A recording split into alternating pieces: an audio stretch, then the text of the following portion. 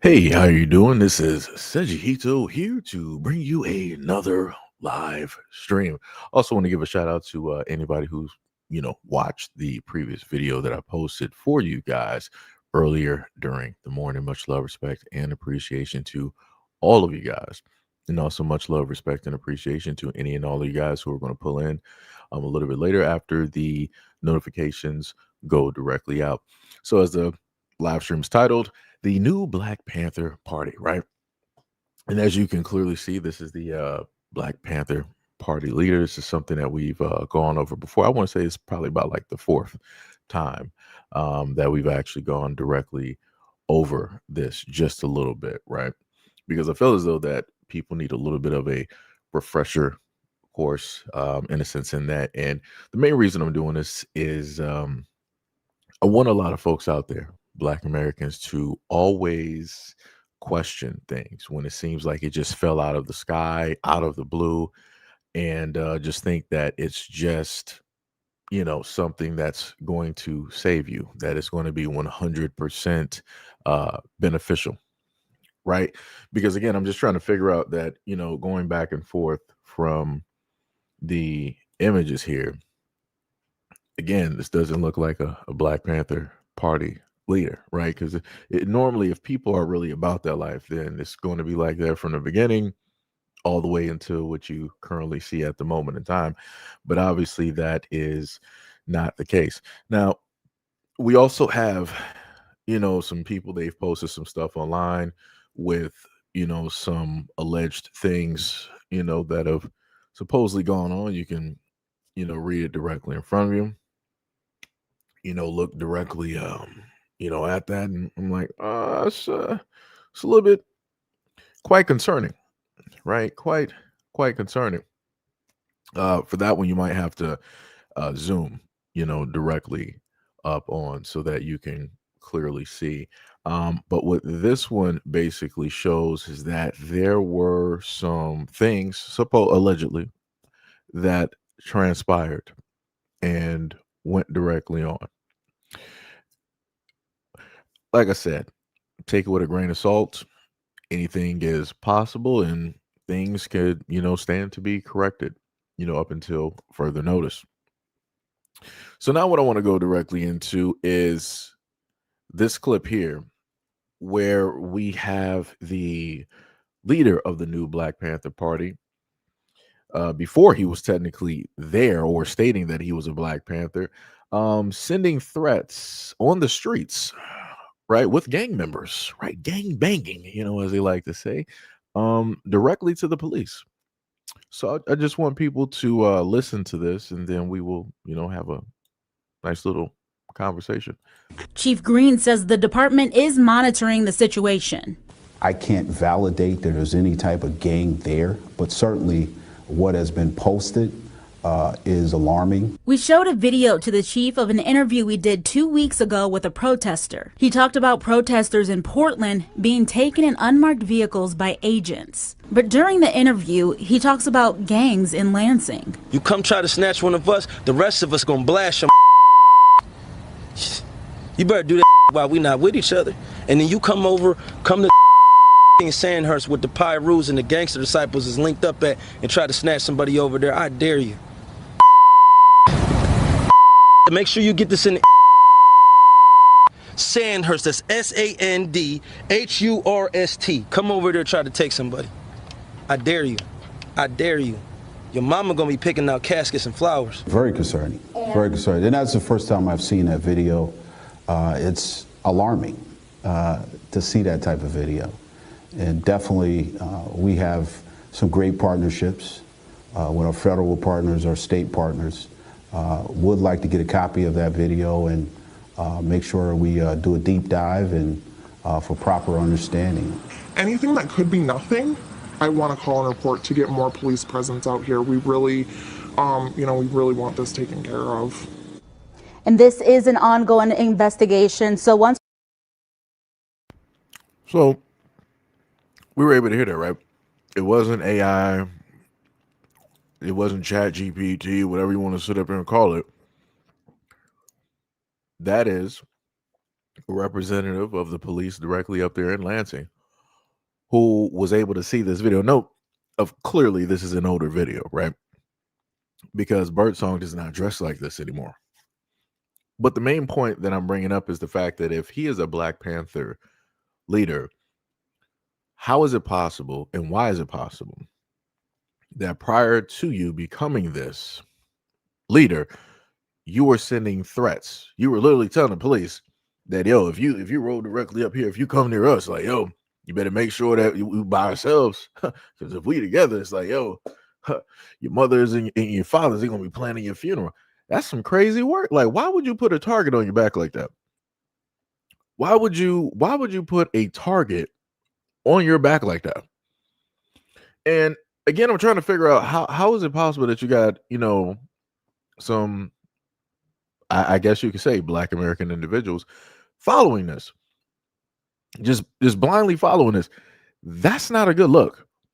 No leader in their right mind would want to put this type of target directly on themselves, on top of also putting a target on others that decide to follow said leaders, talking points, or however it is that you want to reference. It doesn't make any type of sense. It doesn't make any type of sense. It'd be like, hey, hey, come where we want to send you the address. Like, we dare you to sit up there. We clicked up over here. Da, da, da. You sound like that's crazy.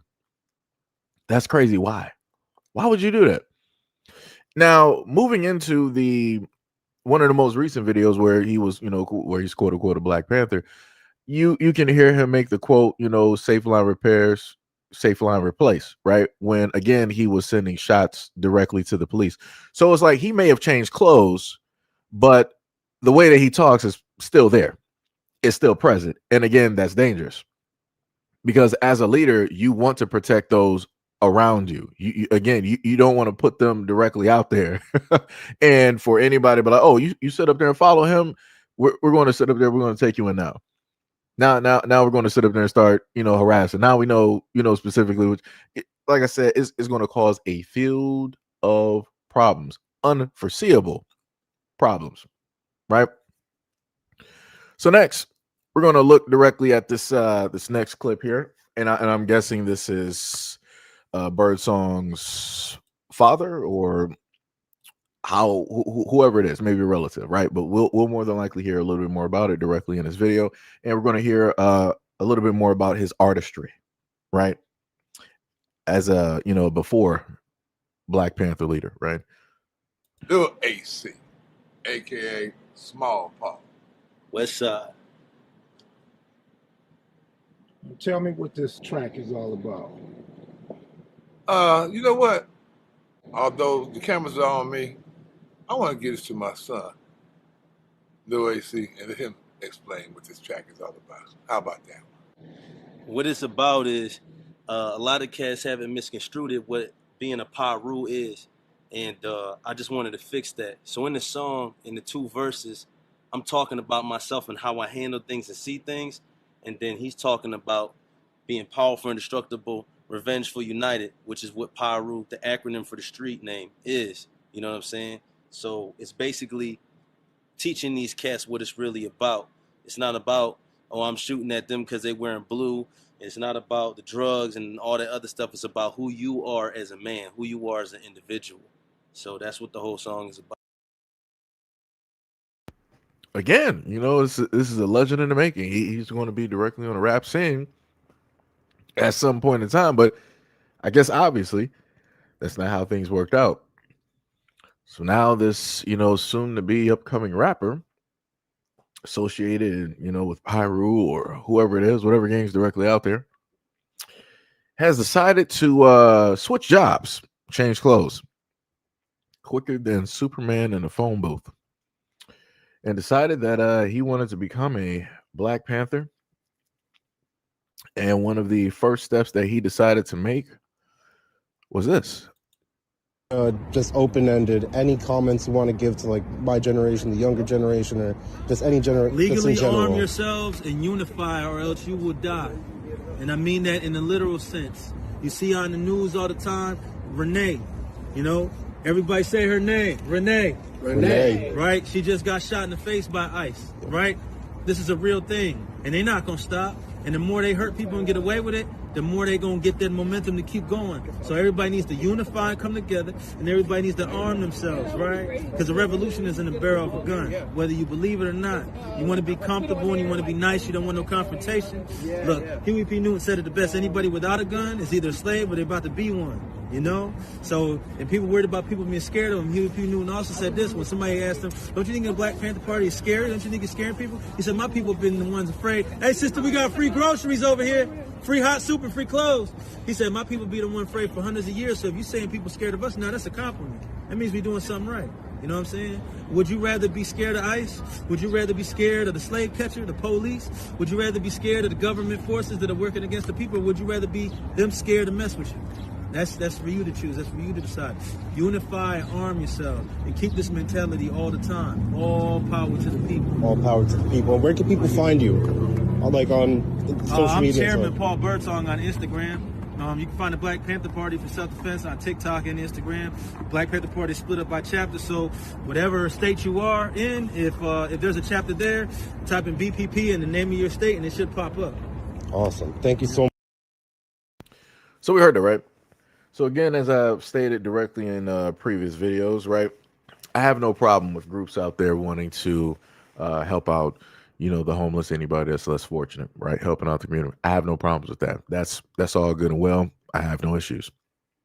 But when it comes to a point in time that you have a guy like this that makes such comments openly, directly to the police, basically threats, it's looking kind of crazy. And again, it's jeopardizing whatever it is that you're trying to do, and it's putting people in harm's way for no reason at all. For no reason at all. And I also want to note that when he decided to speak on somebody, the one person that he really spoke on out of anything that he could have listed, he wanted to talk about Renee Good, who was the Caucasian woman who inevitably had her life taken directly by police, which is what he spoke on. And while speaking on that, he stated that, you know, people need to stand up to ICE and do this, that, do this, that, and the third, which, you know, whatever people want to do is whatever people want to do, right? But at the same time, shouldn't you tell white America to stand up for Renee Good? Why did you magically decide to be the leader or the front man directly within this situation? It doesn't make any type of sense at all. And I don't see any other groups going out here and deciding that they want to stand directly up, because realistically, as other people have listed, let's say like the Somalians, Ethiopians, they should have been the ones to go out there and try to, you know, march and have people remember Renee's name and what specifically happened for her. White Americans should have been the ones going out there, protesting, marching, having signs, making sure that her name is a hashtag and it stays relevant when it deals with the mainstream media and on the internet. Because as I look at it, I don't see any white folks talking about it. They're not even caring. I haven't seen hide nor hair of any Somalians, Ethiopians, or any groups of folks out there trying to say, you know, remember her name, you know, making multitudes of videos because she and her wife put their lives directly out there on the line, you know, for them and all this stuff. I don't see none of that. Don't see none of that, which tells me that those folks don't respect, and they're also ungrateful, which then also tells me that if Black America has decided to follow his lead and the lead of, you know, some of the others that you directly see here, that again, if the same instance were to happen, is going to be the exact same result, which is people won't care. They don't care. They're not going to acknowledge it, right? They're not going to push or move these things forward. They're going to stand still, just like they're standing still right now after Renee lost her life. So again, as I told people before, if folks out there want to follow their lead, so be it. No problem. Can't control you. Can't sit up there and tell you what to do. But I will say to the Black Americans that are, you know, that's listening, you got to be critical of a lot of situations, of a lot of things. Historically speaking, we've been misled. either visually or by emotions or, other things. And it's time to sit back, just pull back for a bit and to just see and look at what's happening, to look at all of the moving pieces, to see if things really truly make sense. And I'm talking about technically two ways, right? Sense as in, if you can happen to spot and see things and it looks sound. And in the other way of money, because usually with a lot of groups, when things happen to pull up and show up, there's always money involved. There's always money attached. There's always somebody else running the show, a hidden puppet master, which you can't truly see. Right? So again, we went directly from that situation, and then we had, some folks decide to pull up to the scene and pair up with the new Black Panther Party, right? Uso, what are we here for? For the protection of the black man, woman, and child by any means necessary. How are we going to do it? Unify, educate, demonstrate, liberate. Why? Get the community my responsibility. Line up. About face. Uso, what are you here for? For the protection of the black man, woman, and child by any means necessary. How are we going to do it? Unify, educate, demonstrate, liberate. Why? The community my responsibility. Line up. About face. Uso, line up. About face. Uso, line up. About face. Uso, line up. About face. Uso, what are we here for? For the protection of the black man, woman, and child by any means necessary. How are we going to do it? Unify, educate, demonstrate, liberate. Why? The community is my responsibility. What are we here for? Right. So we're able to see that. Now, I want to throw a side note directly in there. When I was able to gather and see this video, I saw a variety of comments, and the main comments that I was able to see, you had some women there speaking on the fact that you were able to see women directly in this lineup, right? And their main thing was that, oh, why are the women, even there? If we can get in contact with them, we would tell them to, get out of that, that lineup and da and all this other type of stuff. And last time I checked, a lot of people said historically, right? And again, this is just a side note. Historically speaking, people said that Black women played a pivotal role when it dealt with the Black Panther Party, right? So that would then entail and mean that Black women knew self-defense, both, some hand-to-hand, and they also knew how to use weapons, right? And then they were more than likely, possibly teaching that to the small children as well too. So I'm just a little bit confused on why you would have folks, like I said, I don't know. It's to me, when certain things are basically happening and you can see certain things, it's just a little bit weird. Again, I just wanted to list that as a side note because I found that to be a bit weird, because at the time of, again, talking about this, people would also state that, the men out here need to, teach the women and do this and be the head and be the lead. But then at the same time, when you see quote unquote an image, of that happening, people still want to complain. I don't know. It's a bit weird. It's a bit weird. But now, away from that side note, we're going to go directly into the next video that we have directly up here. And I think I'm not sure if this was like a pastor or not. I forgot what it was, because we talked about, I think about like a week or so ago, week or two, maybe. So let's just take a listen back to this. Man literally positioned himself in front of Renee's vehicle. Yep. And shoot round after round after round into her. Now, law enforcement are supposed to justify every last single round. Yes, they are. Bring it up. He shot her 3 times in the face. The rest of law enforcement made sure that no one, say no one, no one in the crowd could render aid. There was an actual physician that said, hey, I'm a physician. Let me render aid. And they said, stand back and watch her dodge. And so our expectation is that in tragedies like this, law enforcement would undergo due diligence,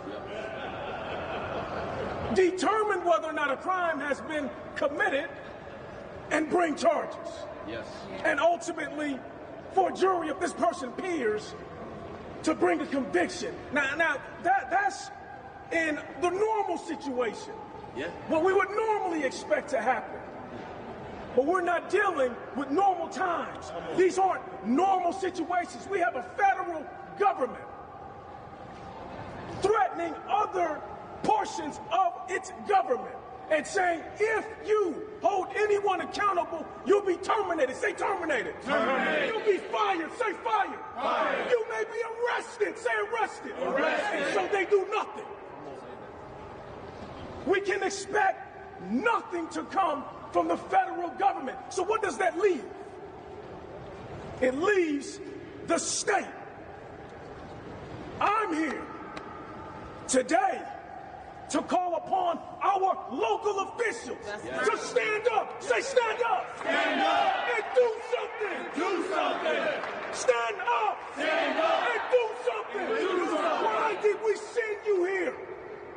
Yes. If the county attorney won't prosecute, if the attorney general won't prosecute, if the governor won't order an investigation, if the sheriff won't conduct an investigation, if the police chief won't conduct an investigation, and then if the BCA this morning will release a statement and say the feds told us to stay out of it, and then they say, okay, we'll stay out of it. When have they ever done that? We cannot expect the federal government to do anything in this situation. And you all heard law professor Nikema say, we locally have the authority to investigate and to bring charges. Now, if a judge makes a jurisdictional determination later, so be it. But we expect this county attorney in this county, right here in Minneapolis, to bring charges. Yes. We expect this attorney general office to support any investigative needs, any charges that may be brought. The support coming from the top is what we need, because we will get justice nowhere else. That's right. They've already said it. They've already expressed it. We should not expect it. So we need our local authorities to stand up or tell us you are abandoning us. Tell us you are going to allow federal tyranny. That's right. We're talking about murder. Come on. Yeah. Come on. Say that you're going to leave us at the hands of a federal government that is unchecked, that has no checks, no balances. Tell us that you're going to allow them to murder us and do nothing. That's right. Then we can make a decision That's right. of who we need in those seats to protect and defend us. That way.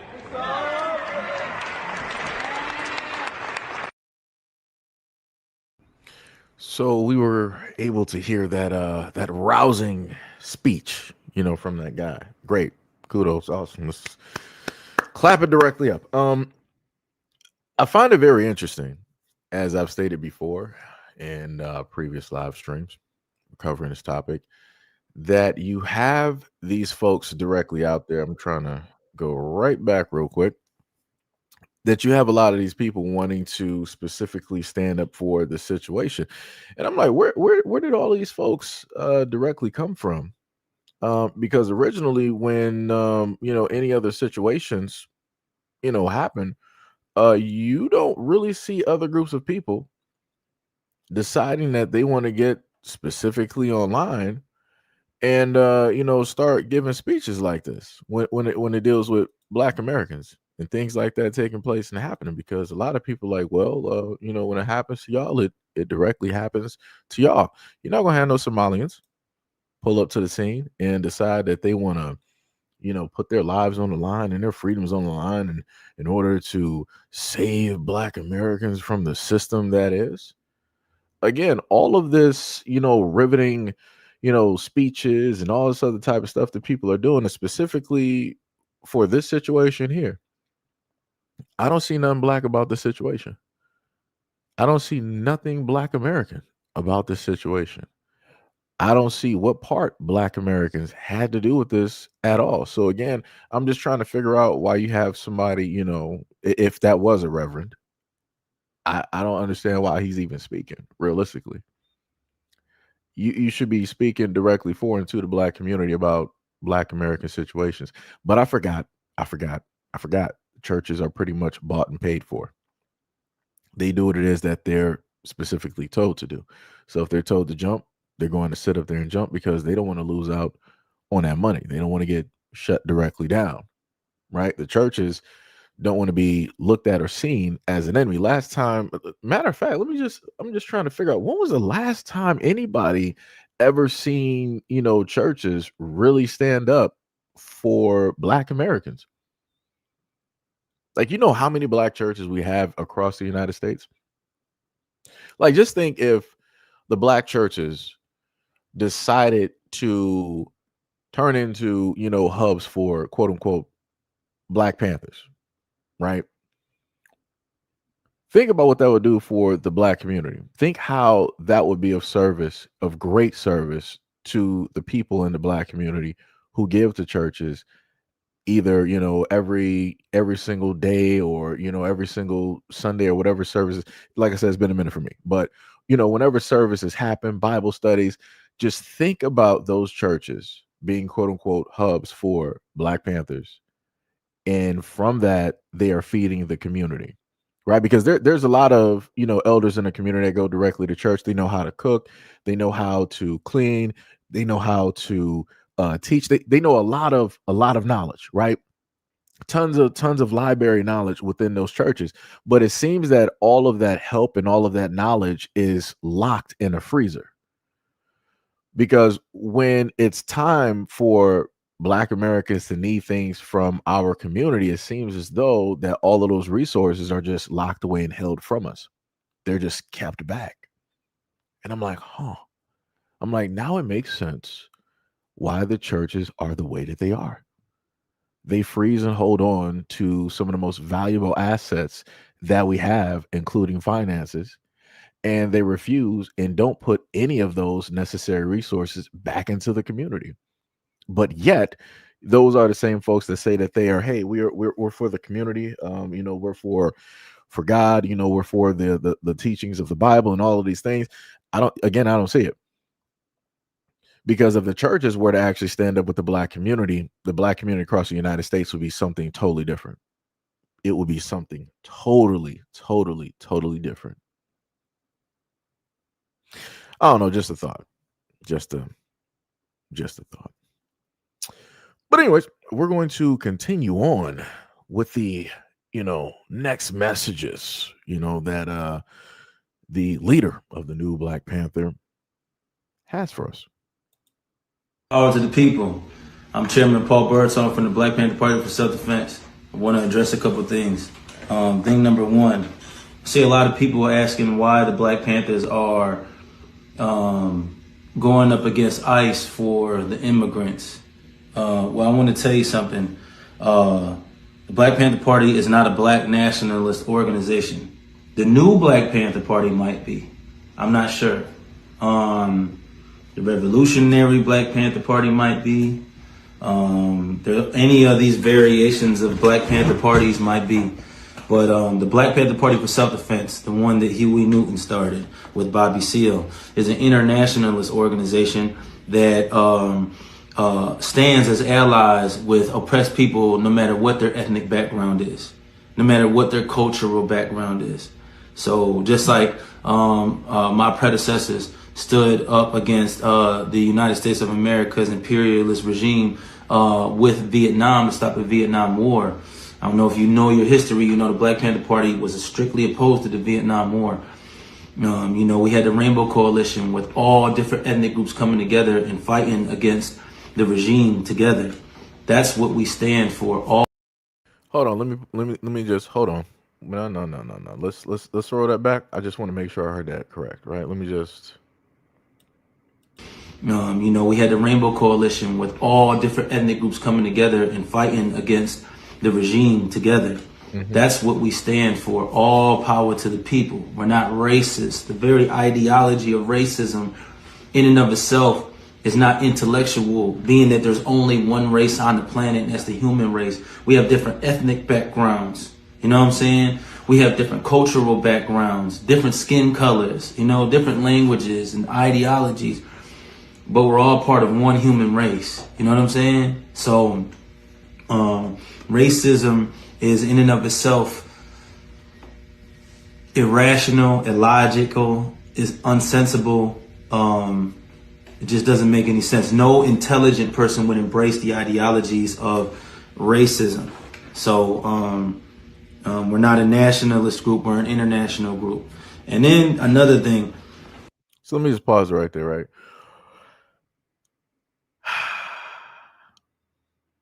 So again, we went from being a gang member, rapper, right, to all of a sudden, right, being a activist leader of the new Black Panther Party, to then turn around and tell Black Americans that, you know, and everybody else that, oh no, you know, the Black Panther Party, you know, it's not racist. So because people want to separate themselves from other people and just solely focus on themselves, we have to tell people that we're not racist. That doesn't make any type of sense, because when I read this, I'm just trying to make sure that we all understand something, right? Sorry if it's a little bit too small, my apologies. So I'll read it for you. It said that the Black Panther Party, or BPP, was created in 1966 by Huey P. Newton and by Bobby Seale in Oakland, California, primarily to combat police brutality and systematic racism against African Americans, offering self-defense, community support, and political education when traditional civil rights efforts felt insufficient. They started as neighborhood patrols, monitoring police, and evolving into revolutionary organization addressing broader issues like poverty, inequality, and demanding liberation through the 10-point program, famous for armed self-defense and community survival programs like the free breakfast for children. So again, when we just read directly over the facts, you don't hear anything talking about any other group. They're not talking about no Nigerians. They're not talking about Somalis. They're not talking about Ethiopians. They're not talking about the Asians. They're not talking about European immigrants. They're not talking about nobody else from no other place. They're not talking about no other communities at all. They're not even talking about the Arabs. Again, they're not talking about no other community. They specified what it was about: Black people, for the liberation, for the protection, for the defense, right? So that meant both inside and people that were outside. We were making sure to protect everything that we hold dear and to keep it that way.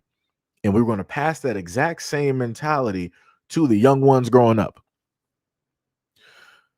But he's sitting up here saying that, oh no, you know, this is a group, you know, that's specifically for, you know, for everybody. Everybody is, you know, like, you know, a part of it. It's for the liberation of, you know, the people, you know, not just one, because realistically on this planet, you know, it's the human race and la and all this other.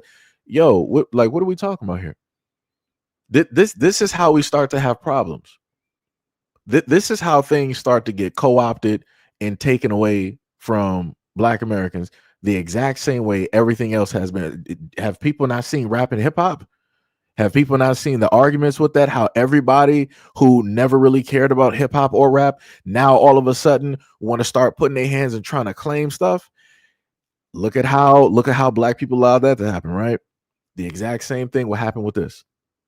Somehow, some way, through the stories of history, people will try to look through and search to be like, oh, well, realistically, the Caribbeans or the Africans, really had a heavy influence on the Black Panthers because this one person identified specifically as African, and their parent was this, that, and the third. Well, this other person, they identified as this, that, and the third. But when you look at their parents, they're actually Caribbean. So realistically, this ain't even a Black American organization. So how can y'all it's going to be the exact same thing. The exact same thing is going to sit up there and happen. And then once that happened, then you'll start hearing a whole bunch of other mouths that will decide to be like, oh, well, remember how y'all had Asians directly there? I heard somewhere in the past that the Asians had a real heavy influence directly on the Black Panthers. And they were doing so much, and they were pushing so much money and doing this. And it's going to be the exact same thing. It happens every single time because Black Americans keep allowing everybody else in. When realistically, when everybody else has their own social justice groups, whatever you want to sit up there and call it, they're not allowing Black people to come directly in there. They're not like, hey, Blacks, here's your free car entry into our groups. We want you directly in here. No, they are making sure to segregate that and to keep it segregated now and forever, right? That's what they like to sit up there and do, because they specifically want to see themselves in there. They want to see that representation. They don't want no mixing, no type of mingling. They don't want nobody else to be able to give any type of orders to their people. They don't want anybody else that's not them making laws for whatever group that it is, or leading whatever group, or even having a side character role directly in. They are specifically if it's an Asian group, it's going to be all Asian. If it's a Latin group, it's going to be all Latin. Mexican, all Mexican. Spanish, all Spanish. Right? Dominican, all Dominican. Haitian, all Haitian. Jamaican, all Jamaican. Caribbean, all Caribbean. You get my point.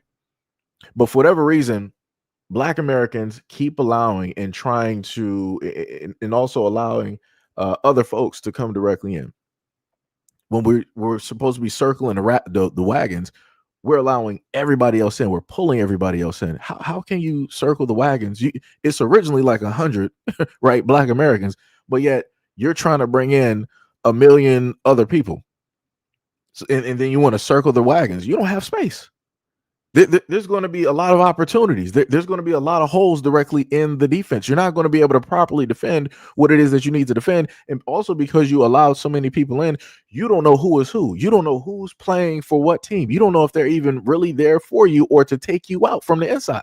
Again, we saw this with the original Black Panther Party, where they used somebody and inserted them directly into the Black Panther Party so they can take them out from the inside. So now you have to wonder, if this is the new Black Panther Party, what is the inside that they're really trying to dismantle and take apart? If Black Americans are already divided as is, what are they there to either further divide or to break apart? That's just my question. Because again, if people don't pay attention to the past, you are doomed and failed to repeat it. That's all I'm saying. But let's keep going. I got people from my past, like this one elderly man. I'm not gonna say his name, but they like to troll me and try to. Hold on, because we're not doing this. Nah. You said, hold on. You said Haitians are Black? Who told you that? Who told you that? Let me see if I can pull back real quick. I gotta pull back real quick. Hold on. This person pulled up to the scene and was like, "Yo, Seji, did you know that that Haitians are Black? Who told you that, brother?" Give me a second. I want you to hold my beer for a quick second. Just give me a quick second, because if I can find this video, Lord have mercy. Like I said, I love when people happen to pull up and say some stuff because I love these types of conversations. I even got oh, there we go. Matter of fact, hold my beer. The time, but a lot of people don't get it. As someone who was born and raised outside of the U.S., we had never identified ourselves as a color. It was always as a nationality. This is where we come from. This is who we are. I was always a Haitian. I was never a black. Ooh, who was that wrote that? D.D. Saracen? So you said Haitians are black? Your Haitian brethren just sat up there and told you, he was like, we don't identify as a color, right? They identify where they're from. He was like, I was always a Haitian. I was never a black. So what are you telling me right now? Huh? Matter of fact, let me let the video keep playing because maybe you didn't hear it. I was always a Haitian. A Jamaican was always a Jamaican. They were never a black Jamaican. You know? Woo! A Haitian is a Haitian and a Jamaican is a Jamaican. But you said Jamaicans are black and you said Haitians are black. But yet this islander, this Haitian, is clearly telling me as a black American what it is specifically that you guys are and what it is that you identify as. But you're trying to tell me otherwise. So I guess you want to sit up there and say that he's a liar, though, right? No. So 2014, when I moved to America to go to school, this is when I fill out a form and it says race. I didn't even know the word race had two different meanings until then. So I said race. It says black, white, Hispanic, Latino, Asian. And I told the lady, I said, I'm from Haiti. I'm Haitian. She said, no, you black. You said you couldn't dispel that even if your very life depended on it. I think I actually did. You know, the craziest part directly with this is that I even have other videos directly out there where Africans who are both in the United States and also abroad, such as, let's say, Africa, they will specifically say that they are, let's say, Nigerian or whatnot or whatever, versus just saying that they are black. And they made a very solid point. They were like, why would I say that I'm black? We don't have that construct. We don't have that branding where it is that we are from, right? So if you are a Haitian, you don't have the exact same type of system that the United States has. So why would you need to say that you're black? If you're Jamaican, it's the exact same thing. All of your politicians and everything pretty much look like you. So why would you need to say to everybody else on the island, like, hey, I'm black? That doesn't make any type of sense. Everybody is Jamaican. It's only here in these United States where we have to do this because of the history. So again, it's a little bit, even Somalians who are here, they'll be like, oh, I'm Somali. I'm not black.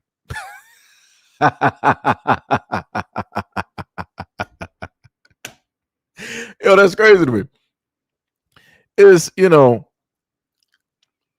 it's crazy to me when folks want to pull up to the scene and say stuff that they normally wouldn't be saying otherwise. So because of everything that is happening in these United States, now people want to start saying that they're black. That's crazy. That's diabolical. Very interesting. You can miss me with the Bible stuff. Let's keep going. You said now you're moving to Cobalt in Africa. They have words describing white people. That's great. I'm talking about being black. The only time, even from other older Africans, the only time that they've ever referenced or heard of people in a sense being called black. Now, again, it's different from South Africa because, again, they had a separate system from the rest of Africa up there. So this is why you had white or European. You had black directly down there. You had Indian, Chinese, right? They were listing these different things. The rest of Africa wasn't doing that. There was no need for you guys to sit up there and do it. You go by your tribes. You go by the area that you are specifically from. You don't have to sit up there and go by these other types of brandings and or names, colors, whatever you want to sit up there and call it. But for whatever reason, you know, people make it seem as though that they can't understand specifically what Black Americans are talking about here. And somehow, some way, when we're having conversations, when it deals with Black American issues, here comes folks directly in here, but like, you know, such and such is black, and these other people are black. No, miss me with that. Like I said, I need people to keep the same energy that they've been keeping for the longest time possible. I'm just saying. April said, "Why do you listen to one and blame the whole?" April, who specifically are you talking about? Let me know.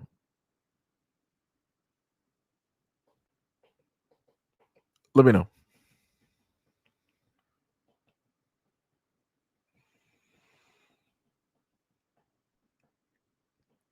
And it's just for, you know, for conversation's sake. It's not, you know, to try to do whatnot or whatever. So again, let me just, you know, post you up there so you know that I'm referring to you at this moment in time. Let me know who specifically are you talking about and what subject, because a lot of times I get people, okay, so you're talking about me, what specific topic? Because a lot of people like to come up here and try to, you know, sidetrack the whole argument and want to put it different places. You said, who cares what the guy says? He doesn't talk for all of us. Are you talking about to the DD Saracen, or are you talking about me? This is where I get confused. I need people to start using the ad or something. Didi said, you are having a one-sided conversation because you don't understand the why we are called black. You are simply ignorant. When Africans encountered other people that were different, they were called that, da da da. And then let's see, what else did you say? You said in West Africa, they absolutely had names for races of people. They simply didn't have a need for a hierarchy at the time. You, son, have no idea what you are saying. Da, da, da, da. You say I can stay on the argument and I would still explain why you call black. I've already done videos, and specifically for me, just dealing with these United States and what it is that Black Americans have had to go through. Again, out of all other groups out here, we are the most rebranded. So it's technically even beyond the whole thing of being called black. We've had a variety of names when it's been here. Again, I think what I did about a 45 to an hour live stream. I went through both. I even used the Black Law Dictionary and even an older dictionary. So yeah, no, I'm not ignorant of why it is that people are called black. I've covered these topics before. The problem is that you're just brand new to what it is that I'm saying. You ain't actually been here long. So you just come directly at this stop and you jumped directly on the train. And now you're looking around and be like, oh, let me sit up there and educate people. Like I said, you ain't even been here. April says, one guy says that they're not black and doesn't mean the whole community feels the same way. DD said, but you said that Haitians are not black. Now you have moved the goalpost. First of all, let me just point something directly out to you. I just gave you a video of a Haitian who said it himself, and he used the example as well when it stretched it directly to the Jamaicans. So you don't even have to listen to me. I'm listening to the source. I'm listening to a Haitian. I don't have Haitian blood. I'm not from Haiti. Like I said, respect to, you know, the history and the culture and stuff, but that's not me. They are not me, right? So I'm listening to somebody who is of that culture, tribe, and all of those things. This is why I put those videos directly out there. So it's like, if people got a problem, you need to go and argue with this young man here who specifically said this online. It makes no sense to argue with me. It's crazy work. You said your videos are simply wrong.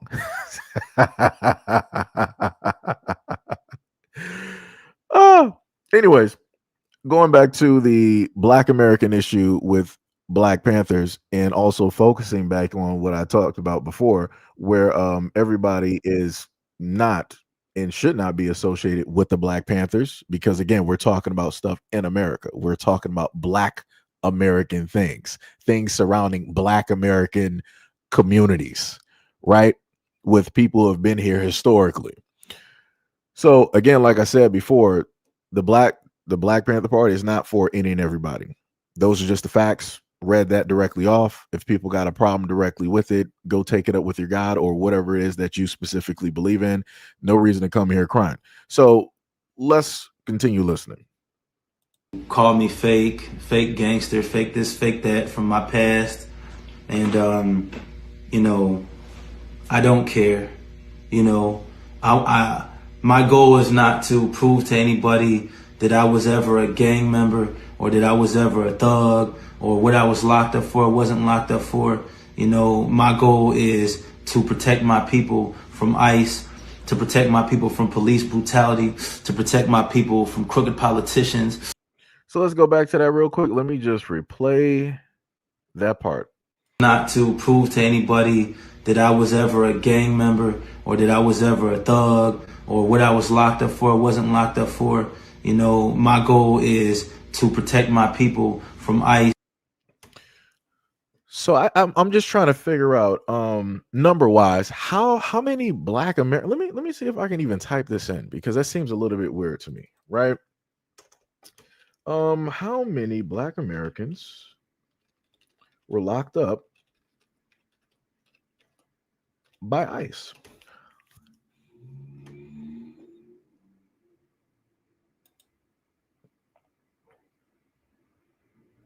So, you know, the funniest thing is anybody can type this in, right? I typed in how many Black. Oh, see, that's where I messed up.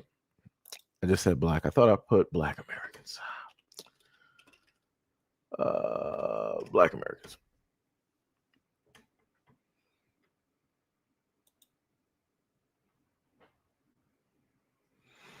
So pretty much, we don't have. I can't even give you anything.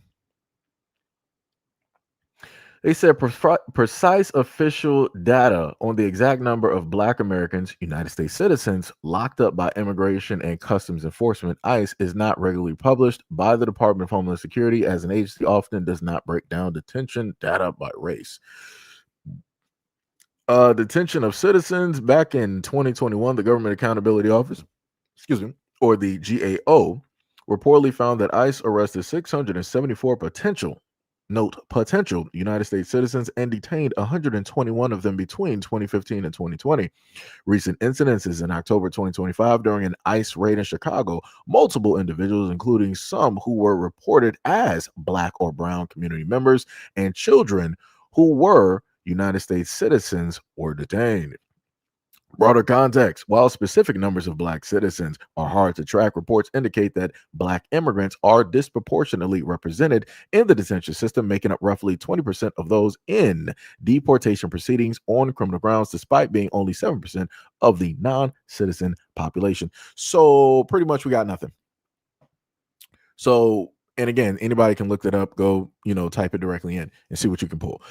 I'm just trying to figure out what people are you trying to protect from ICE? I'm highly confused. You said my people. Who specifically are your people? And I could have sworn we went directly over that information before.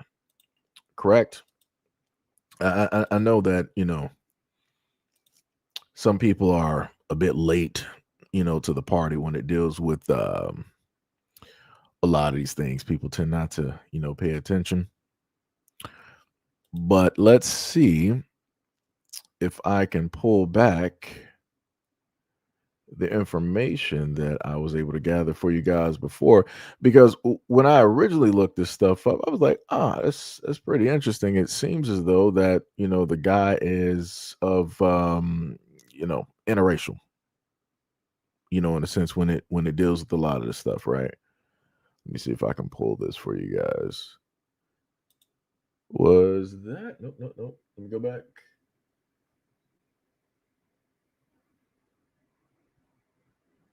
Yeah, I might have to go directly into my previous works here. Let me see. Go back 7 days ago.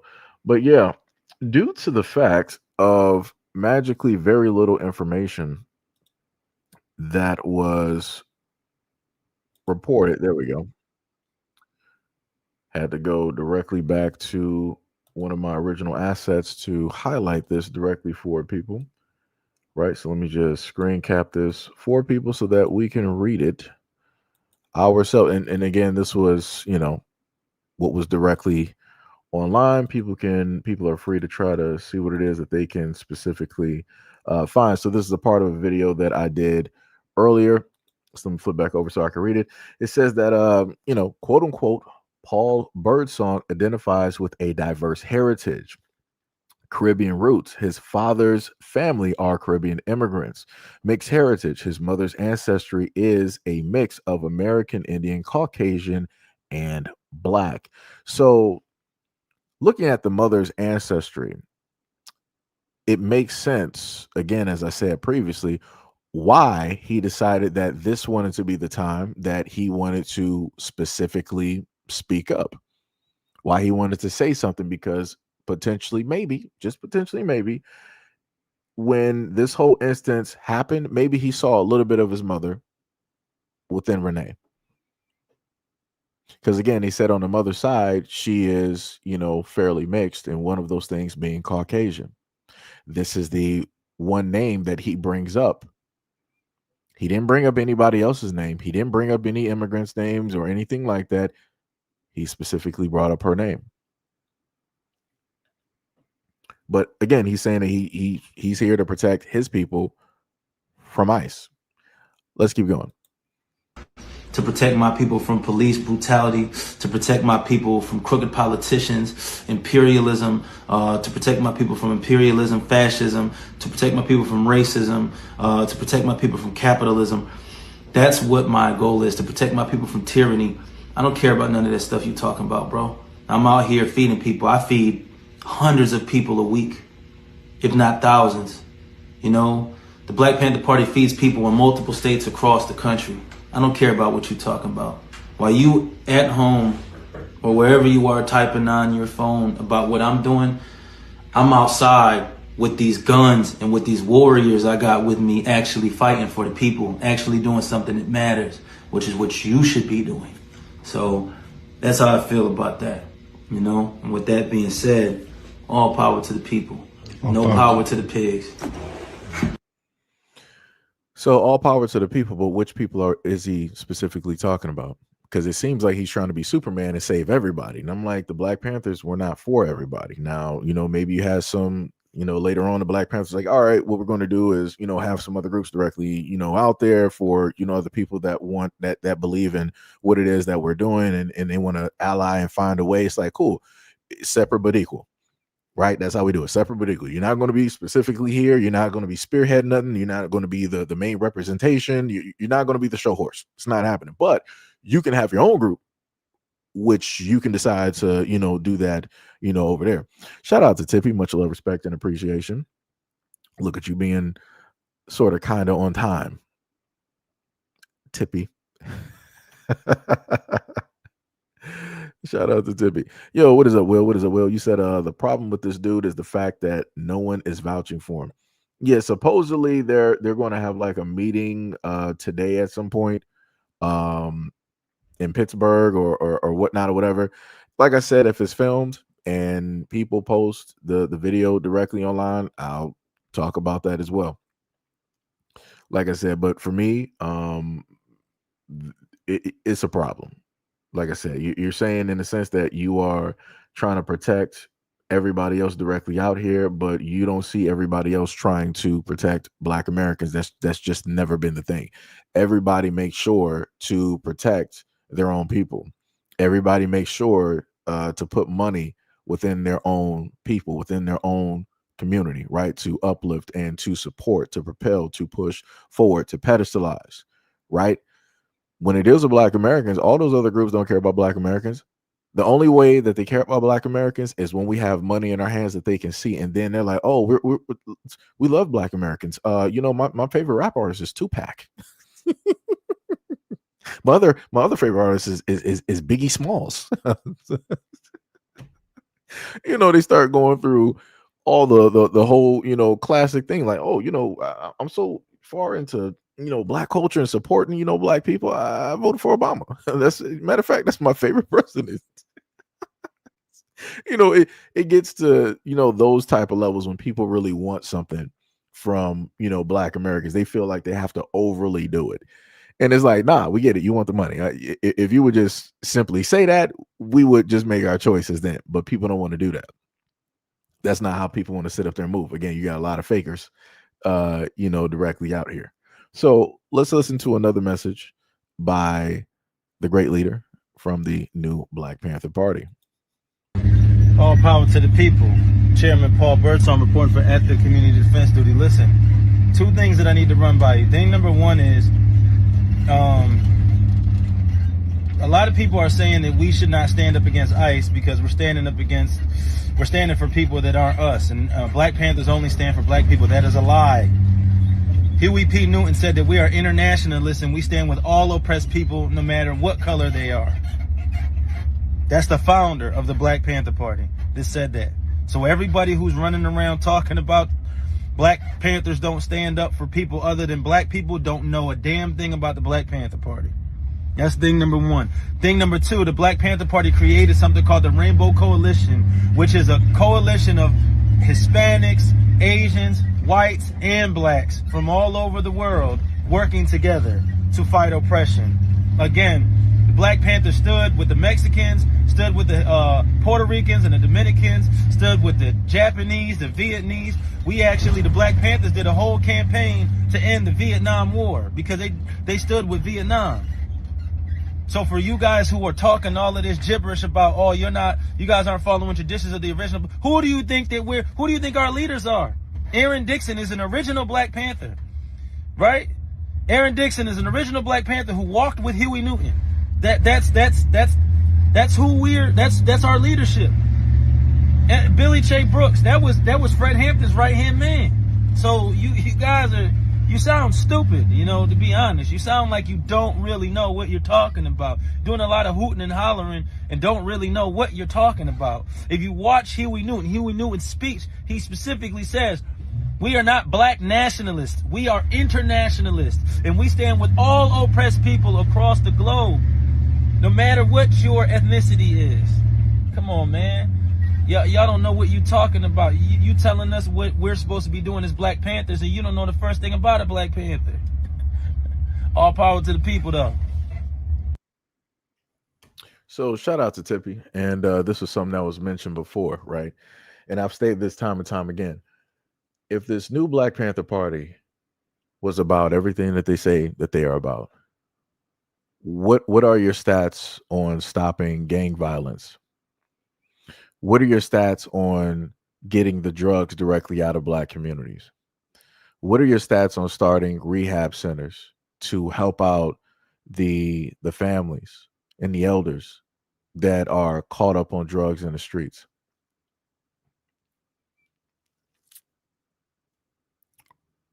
That's all I'm saying. Just stopping, normal things that are within the vicinity, such as crime, being a crime deterrent.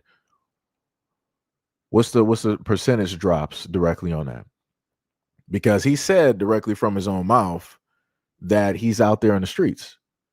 He's with and amongst the people. So if he's out there, pretty much frequently every single day, that means that there should be enough of a presence where it is a deterrent from, by him being there in a group, that criminals are like, hey, we're going to go elsewhere. We're going to take our business. We're going to sit up there and go elsewhere. We're not, messing with this because the Black Panthers are here. And we know that if we do something, if we mess up, they're going to let off some rounds and we might not make it home. But again, every single time I look at a lot of these videos, I don't hear any of those things being mentioned. And as I stated before, when it specifically deals with, and also, Tippy, that's a good point too. Children go missing every single day in the black community. What is this Black Panther Party doing specifically about that? Again, if this is supposed to be the new Black Panther Party, you should be doing things for specifically and only the black community, because you can't say that you're going to be international and do this and do that, and you can't even fix your community that you are currently the leader directly of, in a sense. Or the leader that you made yourself, or maybe it was passed down because he said the other Panthers basically ordained him and all this other type of stuff. But what I'm sitting up there saying is that if you have the leadership quality, then the area that you are specifically in, all types of crime should be down. all types of assaults that take place in the black community by way of the black men there should be down. Any type of DV should be down. Again, gang violence should be down. Any type of ODing or drug usage should be down. Any types of guns being fired should be down. Any types of home break-ins should be down. The streets should automatically also be swept and cleaned. Trash should automatically be picked up and not wait for the city to sit up there and do it, or some other initiative. Like I said, I can keep going and listen a lot of things that should be specifically done and how things should be looking, but I promise you more than likely that's not specifically how it's going and how it's working. Because like he said before, this has to do with everybody, not just one. Like I said, I'm focused specifically for black people and on black people. That's all I'm saying. The same way that everybody else focuses on their people, and I have no problem when the Latins focus on their people. Yo, God bless them. I don't got no problems with that. When the Chinese focus on their people, God bless them, no problem. The Arabs, the Chaldeans, white folks, Mexicans, the Chinaman, I don't got no problem. They are more than free to solely focus on their own people for the betterment of their own people. But every single time I talk about these things, just like even looking through this chat, you got people pulling up to the scene, sitting up there like, oh, no, it shouldn't be just black Americans. Like it should be everybody. So now we're gonna all lives matter the Black Panther Party. That's what we're gonna do. We're gonna all lives matter that.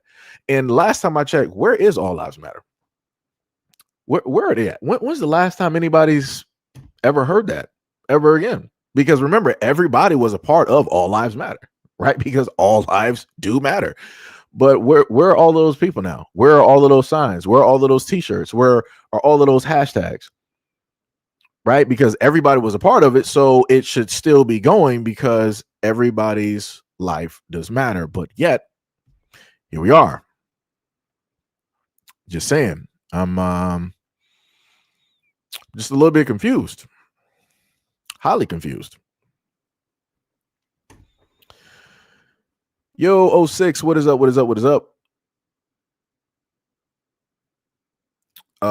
Yo, Ryder, what is going on? You said, right, the first thing we hear of him is others. We are done with him. Let me see. The way you convey your thoughts, I do not believe you are a part of anything. I mean, it'd be like that. I guess so. I guess so. I guess so. I guess so.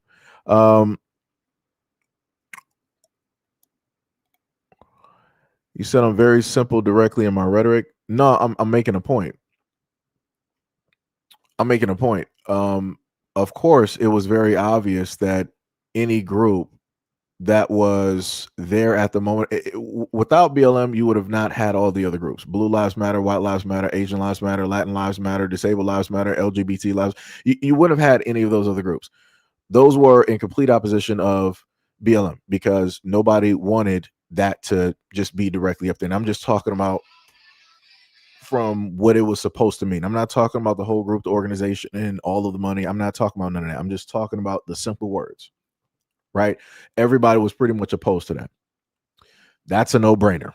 Captain Obvious. Again, that was covered when you obviously knew nothing about this channel at all.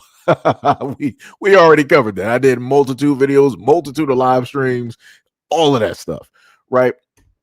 But my main point is that if people actually do care the way that they say that they care, they should be showing up every single day. And obviously, my main point is that they're not going to sit up there and show up. They're not going to have that exact same energy. That energy wavers, it wanes and it goes back and forth up until it's nothing because there's no battery to put directly in that back in order to, keep that stuff going. It's only supposed to go for a limited amount of time. Right. But like I said, it still doesn't take away from the simple fact that I stated before that when it deals with the whole thing of the Black Panthers, the new Black Panthers, that you're not seeing what should be taking place. When you look at the original Black Panthers, they were cleaning up the streets. They were cleaning up the community. They were getting people help. They were, teaching kids, how to read. They had, morning services, and they also potentially had afternoon services, right? When it dealt with, helping people out with food and helping people with groceries. They also had the protection directly on the streets. Like it was highly mobilized, right? You were able to see it. Many people were a part of it. even little kids, like, they wanted to sit up there and do it. Again, that's not where we are at this moment in time. That's not what we're looking at. And as I stated before, let me go back to what I said the previous videos before. The main thing that I'm speaking to is to Black Americans. This is why you have to question, because you'll always have a lot of folks out there that want you to believe something off of face value. They want you to just jump directly into it. They want you to just sit up there and believe it without question. They don't want you to sit up there and critically think. They don't want you to sit up there and look here or there or everywhere. They want you to just have tunnel vision, focus on this, and just jump directly into it, no questions asked. Even though I stated before that the Black Panther Party was destroyed from the inside, not from the outside. It was destroyed literally from the inside because of one person that they used to place directly there in order to tear it apart and disassemble it, so that pretty much it never existed. So like I said to Black Americans, y'all got to pay attention. You have to specifically pay attention, and you cannot listen to a lot of these other folks directly out here. Can't sit up there and do it. So let's continue to the next message. All to the people. I'm Chairman Paul from the Black Panther Party for Self-Defense. So a lot of people have been tagging me and sending me this video of this young man with his shirt off, disrespecting us, talking crazy about us on the internet. And I guess I'm supposed to respond to it. But the reality of the matter is that I'm out here confronting the police in the hood every single day, right? Just like when I was at 40th and Fairmount in the Bottoms in West Philly, confronting the police for running that kid over, and then that black kid over, and then getting out and punching him and kicking him, right? Just like the week before, when we were confronting the pigs over here on Broad and Diamond, or not too long ago where the pigs hopped out and choked one of the brothers. So I chased the pig down at 20th and Susquehanna. You know what I'm saying? I'm constantly in the hood confronting the pigs and the police officers. Black Panther Party headquarters is 2123 Gratz in the hood, So,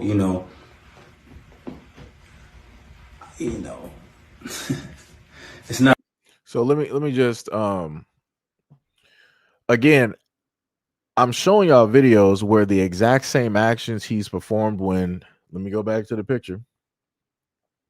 So the exact same actions he performed when he was quote unquote living the gang life, the gang lifestyle, right? The exact same actions. Let me just put, so remember he sat up there and gave the address to where the Black Panthers are because he said they in the hood, right? So let me just go back to when he did that again.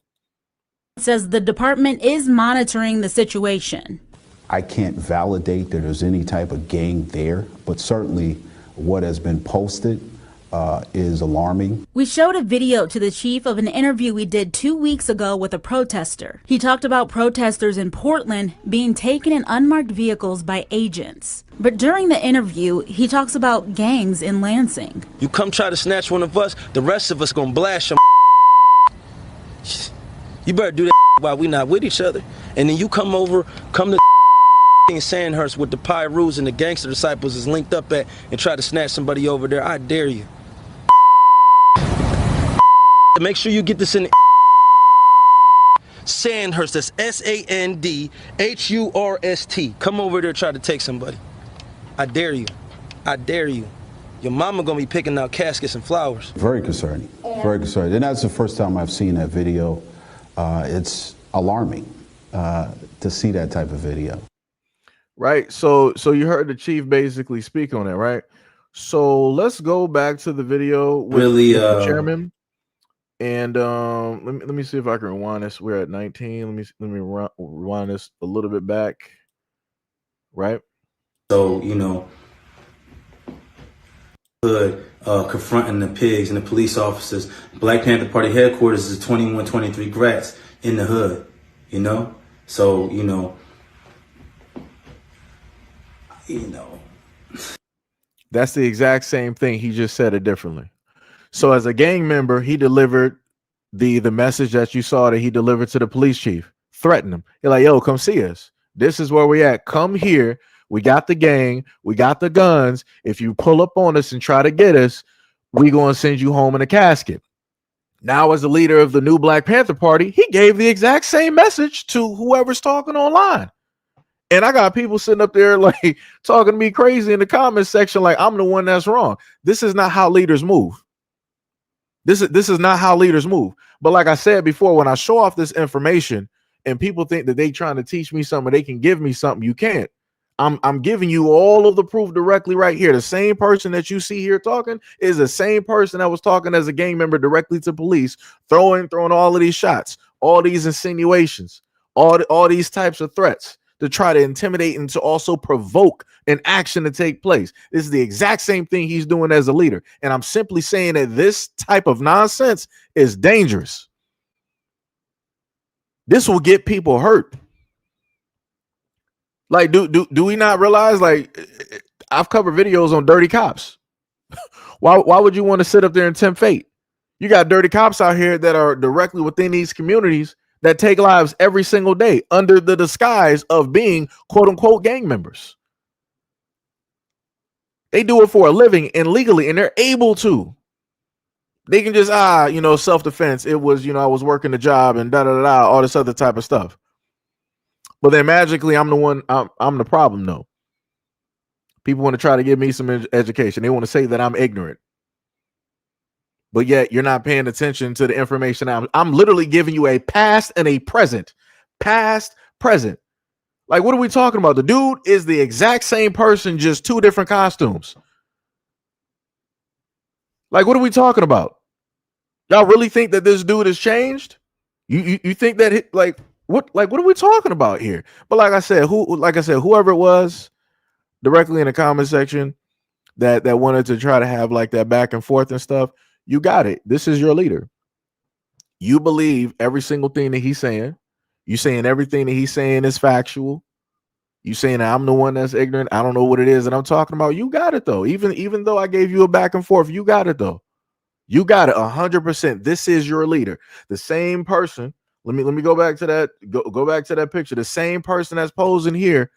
This is your new Black Panther Party leader. The same person posing here as a gang member was also on the news sending threats directly to the chief of police. Tempting fate because everybody clicked up. Everybody got guns. But a smart person would realize that if you decide to do that within that neighborhood where everybody's clicked up, you got families, you got kids. So if a shootout happens in between gang members and the police, you're going to have rounds and bullets that's going through homes. You're going to have 3-year-olds, babies, 7-year-olds. You're going to have mothers, pregnant mothers. You're going to have somebody's son. Somebody's going to get hit by a stray. So then who are we going to sit up there and blame? Huh? You're going to sit up there, it was the police. It was the man's fault. Like, they shouldn't have came through here. Like, we told them what it was, but, it was really them. We had to retaliate because they just, Like, that's what we're going to do? That's what we're doing? Like, that's crazy. But I'm the one that, when I put this information together, I'm the one that's in the wrong though? All right. Y'all got it. Go ahead. Believe anything you want. Believe any and everything that you want. Believe any and everything. Let's continue. It's not really I'm not gonna get into that. I'm not gonna insult the young brother because obviously he doesn't know what he's talking about. Obviously he didn't see the videos of me and the Elder Panthers. Obviously he doesn't know that every single week we take care of one of the Elder Panthers, the originals, the ones that teach us and learn and show us the way, and the ones that are our leadership. like Clarence Peterson or Aaron Dixon or Elmer Dixon or Rashad Birdsong. Question again, I'm not, really a gun enthusiast, but anybody who owns a weapon, can somebody tell me if you see a holster for the weapon directly on the side of his person? Because I'm not sure if he has one, or it looks like he has two weapons, one that is directly in the belt of his pants, and then it seems to be a second one directly in his pocket. Now, correct me if I'm wrong. Now, again, I'm not a gun enthusiast. I'm not the ideal person to try to educate people, but I could swear that you're supposed to have some type of device where you can safely place your gun directly on your hip, and there's certain levels directly to those devices. That doesn't really look safe to me at all, because it seems that as though that if he would get into a scuffle with anybody, somebody would be able to grab both of these weapons just up off of his person. Nothing seems secure at all. And it seems to me, if I'm looking at the tail end of that weapon, that there is magazines in both weapons. I could swear that groups are supposed to practice gun safety. I'm like I said, I may be incorrect. This is the one part I will sit up there and say that I am quite ignorant when it deals with a lot of stuff. So again, some of you guys are gun enthusiasts. You guys know way more than me. I'm just saying, from a lot of videos that I've watched, this is not how you're supposed to carry weapons. I at least know that much. I know how it's supposed to look when it's concealed carried, and then when you also got open carried. And everything dealing with one in the chamber or nothing in the chamber, things of that nature. I'm just saying that this does not fit within the whole realm of leadership qualities, capabilities.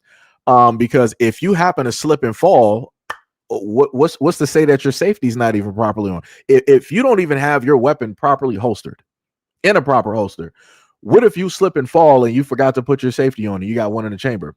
What's going to happen? That's all. Like I said, I'm just thinking, because he's supposed to be the leader. So I would expect, a leader to, properly have everything in order. Like I said, I don't know. Maybe I'm looking a little bit too far in it. My apologies. Let's keep going. Or Billy J. Brooks, all these original Black Panthers who are our leaders, who are our elders, who are our mentors, So, we didn't just get up one day and decide to call ourselves the Black Panther Party for Self-Defense. Aaron Dixon gave us permission to be the Black Panther Party for Self-Defense.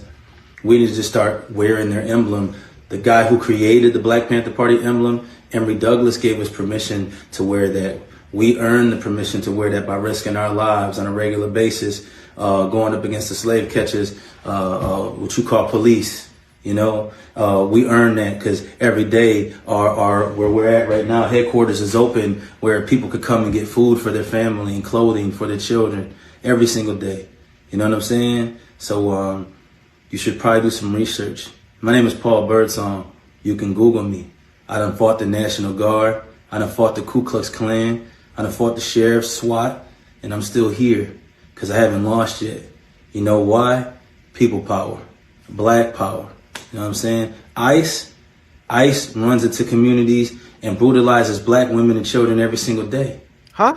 And the Black Panther Party is not a nationalist group. We're international. Hold on. Wait.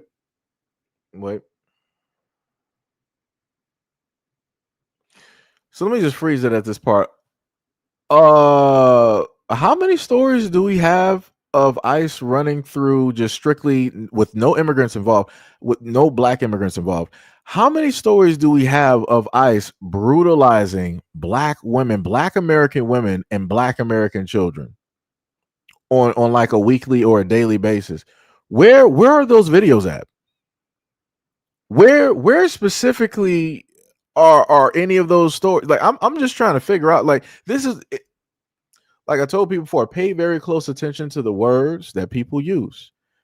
Again, he said that he is not specifically out there just fighting for Black Americans. It's almost on like some Kamala Harris stuff. Like, I'm not just going to do anything for, Black people. I'm not going to do anything for one group. I'm going to do something for everybody. Right? It's that type of deal that basically I'm hearing here. It's like, yeah, we're the Black Panther Party, but I'm not just going to do anything for the Black community. We're international. We're worldwide. So now he's Mr. Worldwide, aka Pitbull. Like that's what we're doing now. we're just all over the place. Going across the 7 seas. We're about to go to China and have the Black Panthers over there, and we're going to sit up there and fight the Communist Party. We're going to go to Russia, and we're going to be sitting up there, sitting down, having a conversations with Putin and fighting for the Russians. Like, what are we talking about? What are we talking about? Like, okay, I'm sorry. Every single day, you know, and the Black Panther Party is not a nationalist group; we're an internationalist group. We deal with people, any type of oppressed people, anywhere. We fight for them. You know what I'm saying? So if the person is oppressed, which, you know, these immigrants are, you know, then we stand up for them. You know, you want to talk about immigrants, let's talk about the white immigrants that came to this land and took this land. The ones that are sicking ice on everybody right now. You know, I think you brothers and sisters should do some reading, some educating of yourselves. You know, I'm not going to insult you back. That's beneath me, you know. But if ever you're hungry, if ever you need some clothes, if ever you got to go to court and you need somebody to advocate for you, if ever the police get to whooping your ass and you need somebody to help you, I got you. All power to the people. Now, it was, he was on a roll for a minute. He was like, let me show my leadership qualities. He's like, you know what, to, you know, whoever's saying whatever online, I'm not even going to try to insult you because that's beneath me, because, you know, I'm a leader, you know, other people follow me. And he listed all of these things up until he talked about the part where the police is beating people. I'm like, so that part of you is starting to peek out directly right there. You're throwing shots because you feel that inevitably at a certain point in time that the police is going to be, you know, they're going to have an encounter with the police, and then they're going to sit up there and rely on you for help. It's a little bit crazy. It's a little bit wild though. That's quite a you know, it's quite something to look forward to, I guess. You know, I don't know. But like I said before, all of this for me is highly questionable. And as stated before, I don't want anything to happen to any Black Americans directly out here just deciding to, you know, jump the very first time that they hear something like this, you know, directly out there, getting them all charged up. Like I said before, him helping out the community and stuff and feeding people, that's cool. I don't got no problems with that. That's something that I feel should happen specifically in every city, in every town in these United States. To, like I said, the people should help out the people. That should be just happening. But as I've covered before, that's not something that's really plausible or possible because they have so many laws, rules, and regulations against ordinary people trying to feed homeless people or people directly, you know, on the streets. Like I said, I covered videos before where you had Black guys giving homeless men haircuts and the police were giving them a citation. I'm like, why would somebody get a citation for giving a haircut on the streets? That doesn't make any type of sense. I'm like, you got muggers, robbers, missing children, everything, but you worried about this. There was a white woman that owns an organization. I think it might have been Seattle or somewhere, you know, over on the West Coast. And the organization primarily feeds, it gives hot food on the streets directly to the homeless.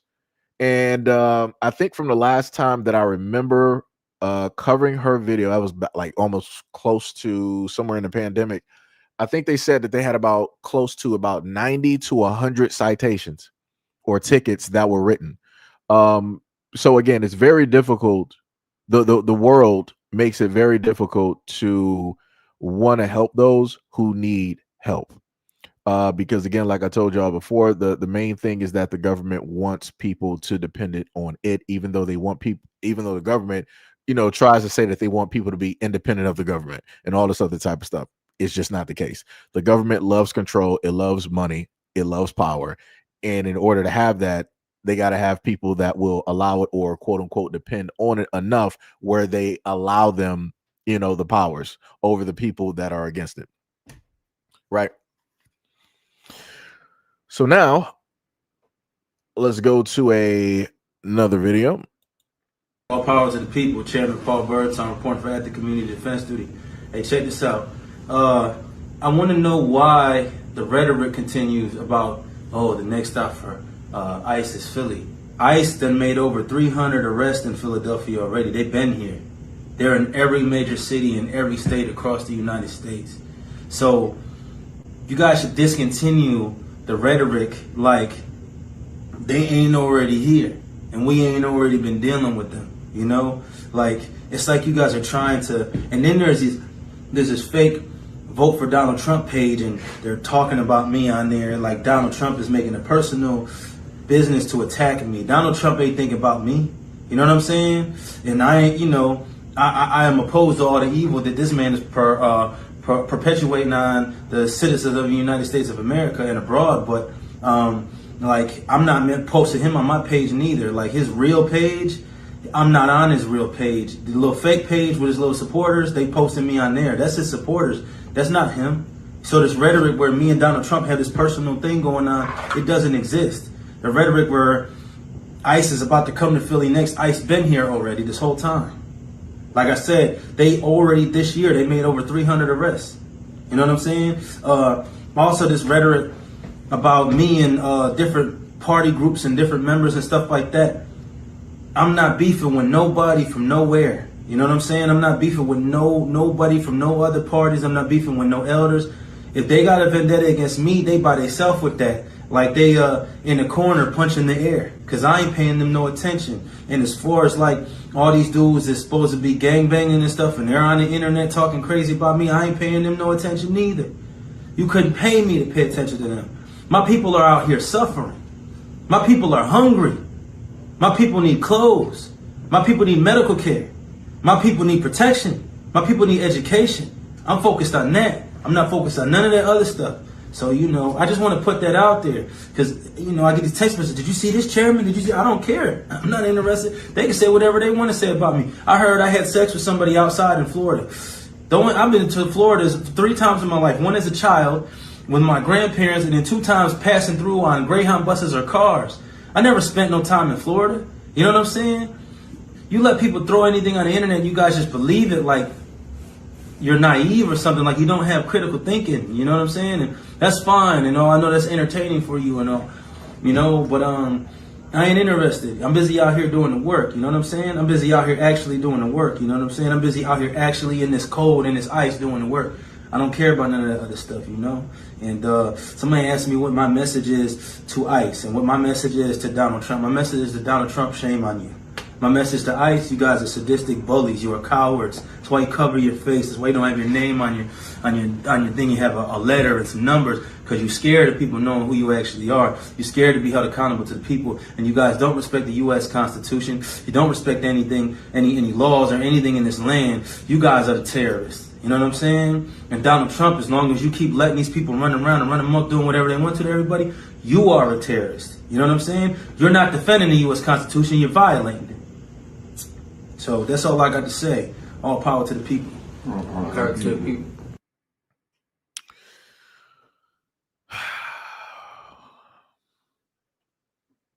Like I said, you know, it's up for people to figure out what it is that they're going to do. I can't control another person, can't control another human being. The only thing that I can do is put the information directly out there. Again, if people have a problem with that information, I don't know what to tell you because I'm using the videos and the information that is either placed out there by him by way of articles, such as I think I might have went over some of the rap articles or whatnot, interviews that he did, right? Again, I gave you the interview where I gave you the video where the news anchor showed the police chief all of his words and how he was throwing a lot of shots directly at the police and trying to tempt fate and threatening them right into some type of violent confrontation. That's not the great mark of a leader because you would never want to put your people in the line of harm, right? Well, in harm's way, to better say it. You'll want to do everything but that, right? That in a sense would be a last resort, right? And normally, at least understanding from certain things, a lot of leaders would not want to automatically go to violence. They will want to try to approach things diplomatically, right? So that everything is fair, everything is on even ground. We don't have to deal with casualties or any types of loss of life or harm specifically taking place.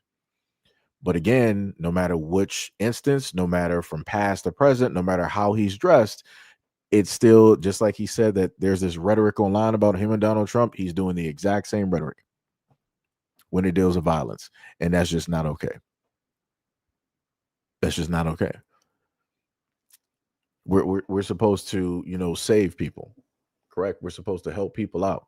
We're not supposed to endanger the same community that we're quote unquote working on saving and protecting. That doesn't make any type of sense.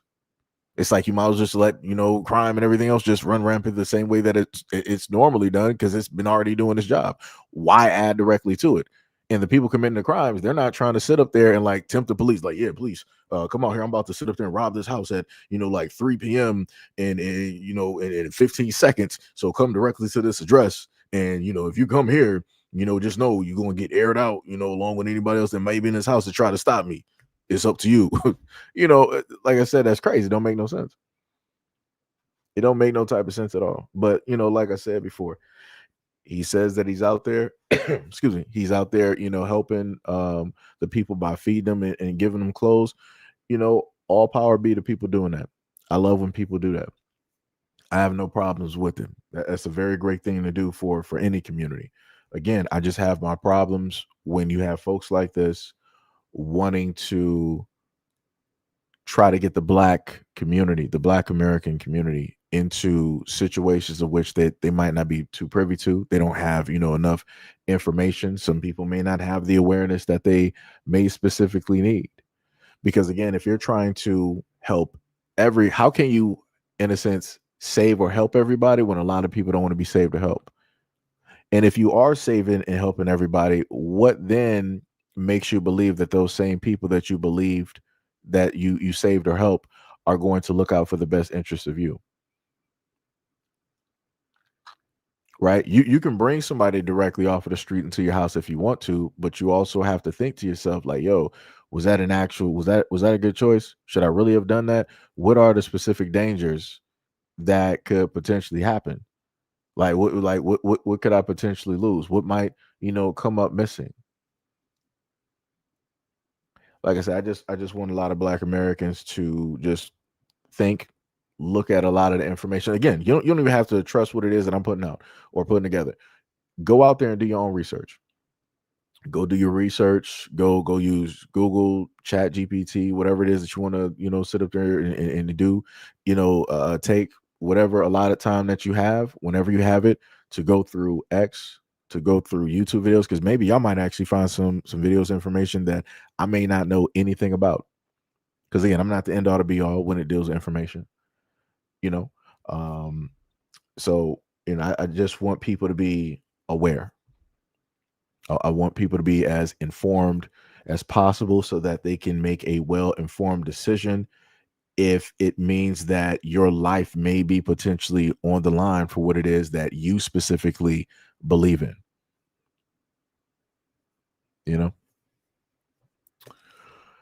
I think that's about it. Yo, DSB, what is up? What is up? What is up? Much love, respect, and appreciation. Shout out to Gail. What is going on? I saw you down there. I saw you in the chat, Pink. What is up? What is up? What is up?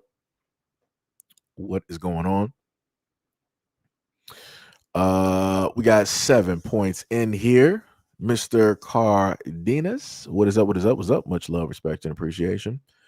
What else do we got directly? I'm trying to just go back up through the Joanna, what is up? Much love, respect, and appreciation. Miss Mitchell, how are you doing? Much love, respect, and appreciation. You said that this is good. I hope that they are all very well informed on the Constitution, that past history of our history here in this country, as in reading the books. I got you. I understand.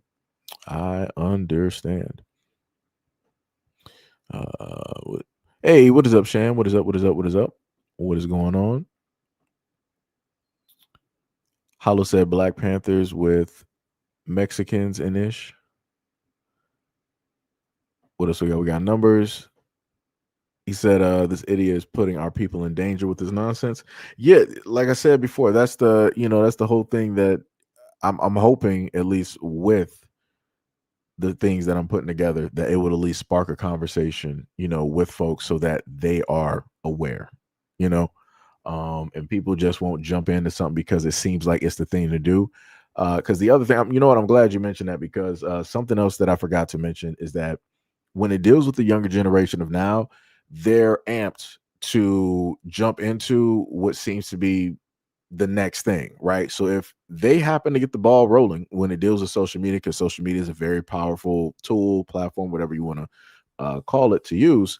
If they can happen to get that moving, you're going to see a lot of younger folks wanting to, in a sense, copy that. Now, I'll sit up there and say it's not, in a sense, bad, nor is it good. But again, when you have so many people and you don't really have the amount of leaders to control that amount of people, things will go wrong. They always do.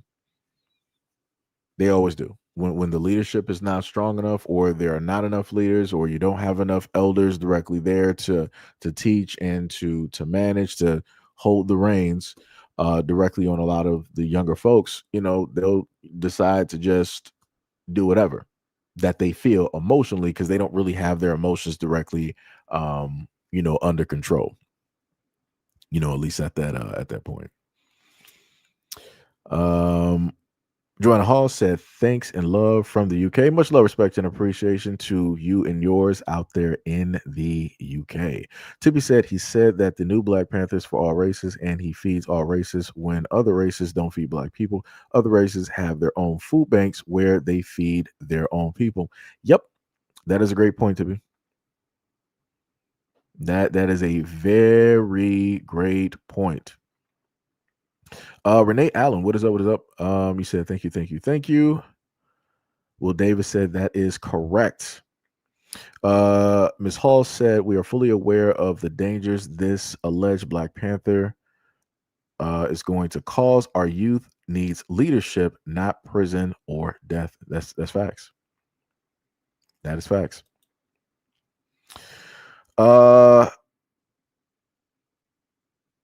Christ is a Black Man said that this is why fathers are important too. Many of our boys are matriarchal and will follow. Ms. Mitchell said that this is a different time in history. This is a different time in history. They have to consider that maybe they should get a Black lawyer to volunteer work with them and inform them. That's true. That's a good point. I mean, from I guess what he stated, he said, I guess they got representation. They might have some connections with the lawyers and things of that nature. I'm not sure how a part the lawyer is of the organization, but they got some type of representation versus the public defenders and things of that nature. So I mean, they got some connections. They could potentially do it. I'm not sure if that is happening or what is happening. Again, they would have to divulge the information, just like the same way they did videos here. They would have to do videos to inform everybody else what's specifically going on the inside. Joanne has said, not everybody's pot is a good pot to eat from. His pot of food is contaminated and needs ice. Oh man, that's hilarious. No, but that's a very valid point though. That's a very valid point. Like, you can't, just like a lot of people normally say, is that you can't eat at everybody's house. Right, because everybody does not prep their food or themselves properly so that you can actually eat and actually feel safe. So yeah, that's a good point. That's a good point. Tippy said, I know a Black church that feeds everyone, but let it be Hispanic church. Black people are not welcome, and that is messed up. I mean, to be like I said, I don't got no problem with that. Like, if that's how other groups move and that's what they do, again, glory to the winner. I have no problem with that. It's up to Black Americans to do for self, to do for the community, for the women and the children and the elders directly out here, right? We have enough elders out here, some of which are retired. We got doctors, we got nurses, we got lawyers, we got contractors, we got big business, small business owners, teachers, electricians. We got everything directly out here. The leadership is needed in order to, call those people forth so that we can raise a new generation and, again, do the exact same things every other community is sitting up there doing. When you look at white communities, they sit up there and get a lot of their young boys and they throw them directly into like carpentry, woodworking, like building houses, doing things with roofing and lawn care, right? That's the older men of that community teaching the younger men, right? The same thing happens in the Hispanic community, where the older Hispanic guys, they'll either get their sons or their other male family members, and they'll give them a job and they'll teach them directly on the job, hands on, so that they can get proficient enough where they don't have to work under them no more. They can start working by themselves. Again, that's a beautiful thing to do. We just need that specifically in the black community, because everybody else is sitting up to doing it. Everybody else has been practicing this, and doing these things for the longest time possible, right? And that was the thing that I was saying earlier when it dealt with the Black Panther Party. When you had one person wanted to roll up and say a whole bunch of other stuff. Again, my main point is to hopefully have those out there with those leadership skills and qualities that will elevate the black community to where it's supposed to be, because this is not where we're supposed to be at this moment in time. We're supposed to be self-sufficient, right? We're supposed to circulate money directly into the black community. We're supposed to have a lot of builders, a lot of nurses, people to look after the community. We're supposed to have a lot of safety, or presence of safety directly in our communities in order to deter crime and different things like that happening, which will have a detrimental effect when it deals with the neighborhoods and the property value and and stuff of that nature. So a lot of things are needed. Joanne Hall said, we as a people do more now than ever. People just want to big up that old criminal over what we do as people. Ms. Mitchell said that they can feed people, just get the necessary documents, permits, and etc. We are treated and perceived differently, so we have to act according. I mean, that's true, but it's like even with the proper documents or following the rules and regulations, you also have the exact same police that will decide that well, you're technically outside of, you did follow the rules, but you're a little bit outside of this zone rule here, so you can't actually do, like, it's again, it's a whole control thing. I can't I have a video that I covered specifically dealing with this topic, but that was about, I want to say 2 years ago. And that had to do with the fact that there was an area of which that was designated for those who wanted to help out the homeless, that they could go to the police station in the parking lot, or however it basically happened or was supposed to work, where they can set up shop and feed those folks there. But I forgot what specifically happened, but it did not go as planned. And there were still issues with police in a designated area that's supposed to be used to do just that, which is helping out the people. So like I said, it's everything is about control when it deals with them. Sham said, what gets me is that these same immigrants sat there bashing black people. Then we sit back and say, no more help. And this feels like they're forcing the help by stealing our power. That's true. That is true.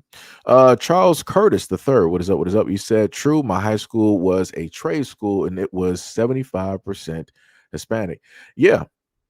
Like I said, I remember at a point in time that I went to, shout out to any of my Detroit natives, Detroit versus everybody, 313 West Side. And I told this story quite a few times. I remember going to Halley Middle School, and the first time that I ever went to a high school, if I remember correctly, it should have been Northwestern, which is, it should be located on, was it Grand River? I forgot because it's been so long, but because it wasn't Central, but it should have been Northwestern. And we took a bus there in order to get there from our middle school.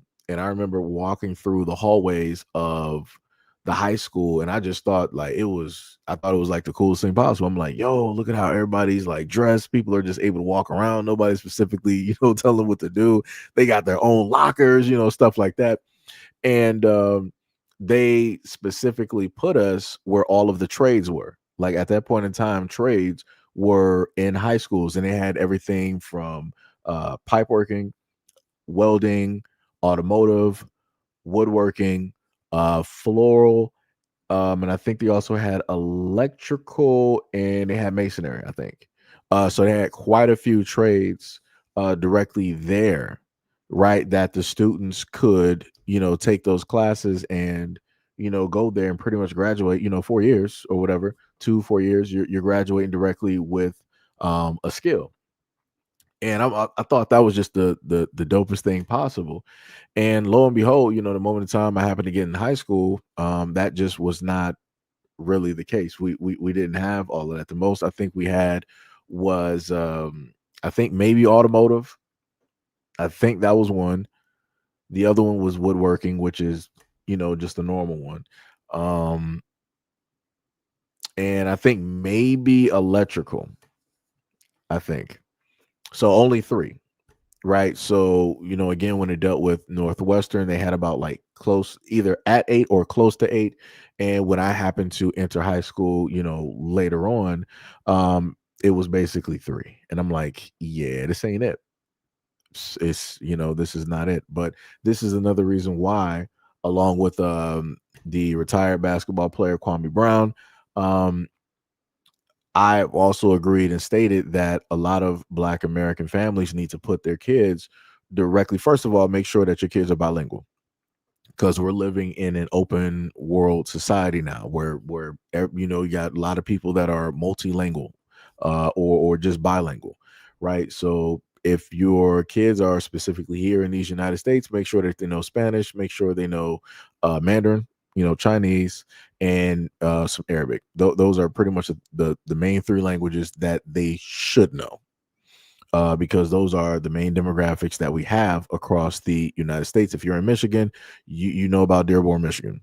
Well, New York now, they got an Arab Muslim mayor.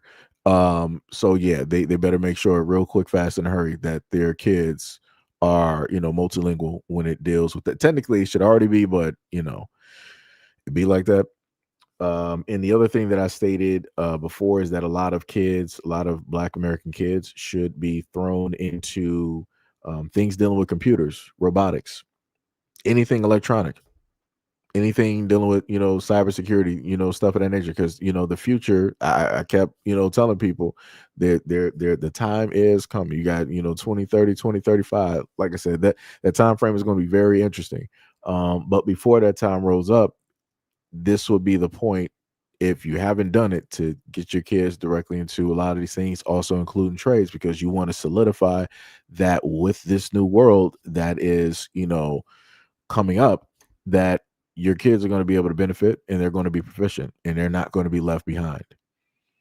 Because the moment in time that they are left behind, now they're going to be dependent specifically on the system. Not saying that they will be separate and 100% independent of the system. If they have those skills, they will just rely on the system a lot less. Because if you learn a trade, talking about for the Black American parents out there with your kids, if your kids learn trades, they can take that anywhere around the world. Like anywhere around the world, they need builders. They need people that can work directly on roads, or any type of putting down pipe underground so that people can have the adequate water to and from, and different things like that.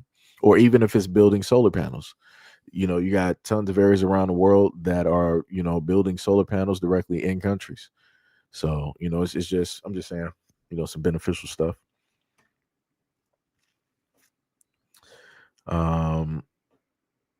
Let me see. Said it's all about control. That is correct. Well said. Tippy said, I said it's wrong because Spanish claim that Black and brown been through the same struggles and ask for our help dealing with ICE, but they turn Black people away at food banks. No, Tippy, I got, trust me, I got what you were saying. I got what you were saying.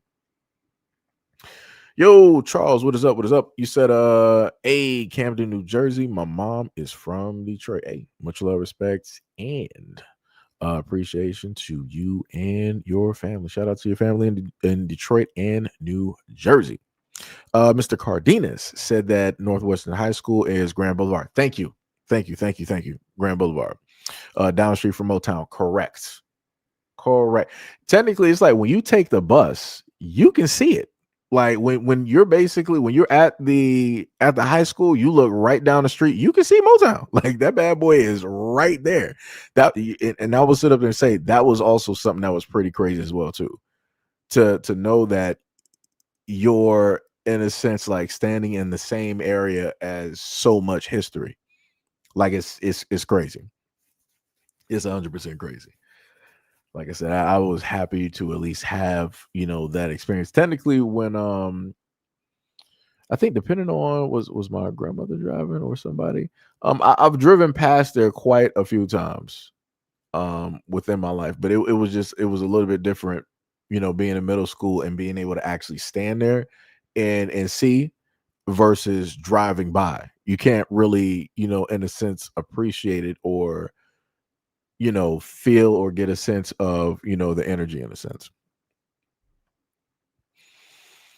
Will Davis said, I want to know who's funding these new Black Panthers. You can't feed people and all the things he stated without funding. That's true. That is true. Tippy said, I think Black people should do the same thing, but they get labeled racist for feeding their own. I mean, it'd be like that. We're just going to have to sit up here and take that label. Whatever, quote unquote, I guess you can say detrimental label branding that they want to use, we're just going to have to sit up there and take that. And without having to explain anything, because that's the one thing that happens every single time. Like whenever we decide that we want to do something, we always have to explain to people why we're doing it, as if we owe them an explanation, and we don't. We've never owed anybody an explanation at all. So that's another thing that we just got to stop doing. Just got to stop doing it. Ms. Mitchell said that in the 80s, there were 4 vocational schools connected to Detroit public school system where students could learn carpentry, plumbing, masonry, and etc. 2 hours per day, 5 days a week for 2 years. Ooh, that's dope. That is dope. I didn't know anything about that. Did not know. Will Davis said that Tippy, it's always been like that. When they do it, it's okay, but when we do it, it's an issue. It's the old Jedi mind trick. That is bars. Ms. Hall said that children need skills. I agree, building trades like our ancestors. Yo, Third, what is going on? Third said, I personally refuse to learn another language. I mean, I get it. I do get it. You said learning another language is not going to make those other races not discriminate. No. But see, that's not the point to learn other languages. The main point is to also understand what people are saying. Because the main thing that I would always tell a lot of Black women when they happen to go to, let's say, like the nail salons or the beauty supply stores and things of that nature, if you know another language and you can decipher what it is that they're talking about, you can meet them exactly where they are. So they know that they can't, do the same thing that they would normally do, right? It's not to, formulate some type of bond or symbiotic relationship. It's so that you're as prepared and aware as possible when other people want to, I guess you could say code switch, or when they want a language switch directly in front of you. Because far too many times I've seen people who at one moment in time, they want to, start talking English to me, but then they start coming up and they want to start having side conversations, directly in front of me. I'm like, yo, am I not here? Like, what are we? I'm like, hello, like, are we not here? We're not having this conversation. Like, what's going on? Like I said, it's, it's a lot of type of disrespect or rudeness, and that's one way that they like to do that whole thing. That's also another form of separation that they like to perform in front of other people, because they know that 9 times out of 10 other people ain't gonna know what they're saying, so they can just say whatever they want to say in front of people, make fun of you. They can be racist. They can sit up there and just crack jokes. You won't even know anything, right? Unless somebody else there tells you, and 9 times out of 10 people are not. Because there was a video where a Black woman, I think she knew, I think she was half and half, but I think she knew like Vietnamese or something like that, and she specifically spoke to one of the women there and called her out for calling her out of her name.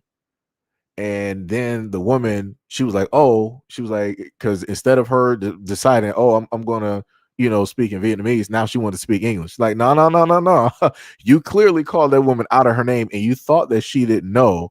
But what you didn't understand is that she has family that is clearly of your culture, and now you caught.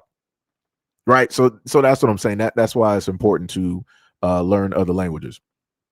Because like I said, a lot of people like to be slick. A lot of people like to be slick.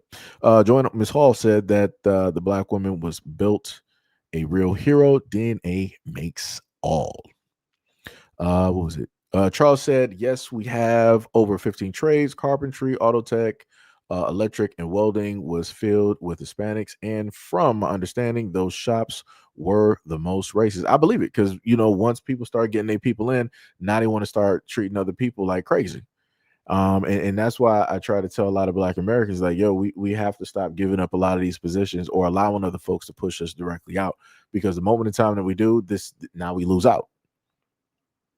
And like I said, it's crazy when stuff like that happens. That's why I gave folks the video from the last live stream, where one of the guys, and also one of the videos that I posted as well too, where a black man was specifically speaking on one of his friends that was working in, I think, like the shipping industry for 13 years. And you had two immigrants. One was Ethiopian, the other one was Somalian. And they were basically trying to gang up and push that black man who's been working there successfully for 13 years, keeping that job, out of that position, because they went back and started like, going to the white supervisor. This is happening. They're doing this, right. They're trying to be the good little dog. That's what a lot of those Africans like to do when it deals with Black Americans. They want to show up as that good little dog who's going to do any and everything that their master tells them to sit up there and do. Even if the master's not asking them to perform certain things, they're still going to sit up there and do it, because their whole main goal is to replace us and to get us out of those positions so that they can just bring in their people and just take over. Like I said, it's crazy work. It's a lot of disrespect. Ms. Hall said we need to recognize how far we have come as a race and not concentrate on negativity. Tippy said it seems off to me, but at least he's feeding people and giving out clothes. He basically all lives matter to Black Panther Party. Yeah. Yep. Yo, 80, you said it is a psyop. You said ICE is trained by IDF and many of them have records and cannot pass a drug test. What is it? Miss Renee? Well, Renee Allen, because I'm not gonna say Mr. Renee Allen said their name changed. When their name change will be perfect. Ms. Hall said that everyone wants to be Black. It's a fashion. We as a people have to keep being positive and building. We create loads no other race has created. I mean, looks. Yeah, the no other race. Yeah, that's bars. 100%. That's 100%. Ms. Mitchell said that those vocational schools were put there to give public school students training in those areas to make it easier for them to get employment after graduation. They need to reopen them. Yeah, I would love for them to reopen them. I mean, it sucks that I would not be able to benefit from those now, because I feel like the main benefit is allowing the kid, like, two things that I thought that was pretty cool in high school. Number one, kids being able to do 4 years of college while in high school. I thought that was just awesome. I felt that was like the smartest thing. Whoever threw that directly in there, I'm like, you're really looking out for the future. The other thing, again, going back to the trades, I thought that was a pretty awesome idea, and it would make somebody self-sufficient. Like, just think, if for anybody that has children right now, like your child is doing 4 years of high school, and through those 4 years, like, let's say that your child is just exceptional when it deals with education. So your child, while doing high school, they can sit up there, not even dealing with the college part, they can just do a multitude of trades, and they can be certified and efficient in those trades before their 4 years are even done. So by the time they're like, let's say they might graduate at 16, 17, 18, they can already start their own business. Depending on what the trade is, like if it's HVAC or electric, or maybe the electric, it might be I think you might have to do some more certifications. But again, for a lot of other trades, they can just pretty much jump directly in there and start making some real money. They don't have to be like, all right, I got my summer job, I'm working at McDonald's and Burger King and nah, they're out there like real world, real life, like I said, that's how I look at it. I look at it as, such a beautiful thing where it would, open up a lot of doors, for the younger generation. Ms. Hall said the mentality that saves lives over this new Black Matters BS. Gray said, B1, what is up? What is up? Jay Great said learning other languages will help you navigate with those people. That's facts. Well,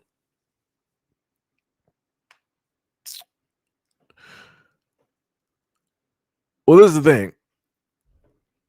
Wait, Sham told somebody to stop making accounts and come back in. I mean, well, Sham, if somebody is pulling up to the scene making some random accounts, you have the comms.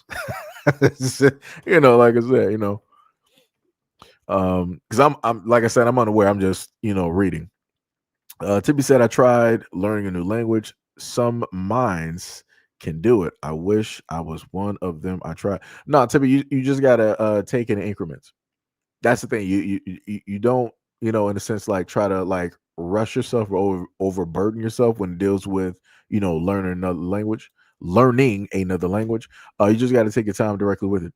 Right. So if it comes to the point in time where it's like, all right, you can only, from a video that I watch, if it comes to a point in time that you can only study the language for about like 10 to 15 to 20 minutes before your brain is like, all right, I'm done, clock out, then that's what you leave it as. And then you go back after taking a little bit of break and you do another, 15 to 20, you take that break and you do that again. And the more and more that you do it, the easier that it will become and the quicker, things will start to progress. You just got to take time and pretty much learn at your own pace. On top of the fact, another thing that helps is if you have somebody that knows the language so that you can start to have conversations in what it is that you're learning. So that not only you're just, doing it mentally, but you're also doing it, verbally. What was it? Chef said, oh well, Sham, you can just you can keep going. If the person comes back in here and that's how they doing it, you can just get them out. Yo, Shauna, what is up? What is up? What is up? You said I feel like sign language is easier enough to learn, and on top of that, you're speaking with your fingers, and nobody knows sign language. Even some deaf people don't know sign. I mean, that is a very good point. I knew one person out of all of the friends that I knew. I only knew one person. Like I said, she was very, very smart. Still smart to this day. That knew sign language. I'm talking about she was proficient in sign language, so much so that the teachers in middle school were allowing her to do sign language classes for other students, after school. I was like, man, I'm like, yo, this girl is smart. I'm like, this girl is smart. Like she always has something. Like she was good at like crocheting, sign language. Like it was crazy. It was crazy. Third said most races are racist against FBA. I'm not learning 20 different languages to catch people being racist. No, it's not. Like I said, it's not to be racist. It's so that you can sit up there and understand. It don't matter if it's like a job setting or if it's outside of a job setting. The main thing is that you should be aware. So you might have two different people. Let's say like it might be two different people in front of you speaking a language and something bad is about to happen. They know what's about to happen, but you don't know. So now you're caught directly in something because, you basically were unaware, But to make it easier, third, they do have tech out there where you can just simply have, let's say, like an earpiece or glasses or a phone, and it can translate, stuff directly for you. So, technically, within what you said before, you don't actually have to learn it. You could just get the tech to do it. But then again, that runs on batteries and, all that type of stuff. Sound like somebody getting their car towed. Hold on. They just snow remove. I thought someone was getting a car towed. My bad.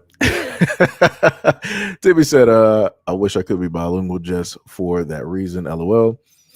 Jay Great said they did that in front of my brother, sister, and daughter, and they all speak fluent Spanish. Yeah, and that lets you know how a lot of people are. Like, some people will just do it specifically in front of you on purpose because they know that you don't know what you're saying, that you don't know what they're saying. But the moment in time that they understand that you know, yeah, now people want to sit up there and start speaking. I'm like, so now the jig is up. Now you don't want to talk Spanish no more. It's like now you just want to talk in English because you realize that I know. Yo, that's crazy. That is wild. That is wild.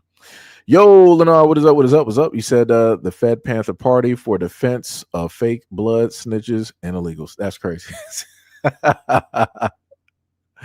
Yo, Vil, what is up? You said quit disrespecting God of the universe. Don't even know what you're talking about there. Shauna said that my dad has always said sign language, which needs to be in elementary schools when like they make you learn French and Spanish and all the other and all the sign language should be another one. Okay, so I get what you're saying, basically bilingual. So you know how to sign, you can talk and both read. And then you also know the other languages on top of that. Yeah.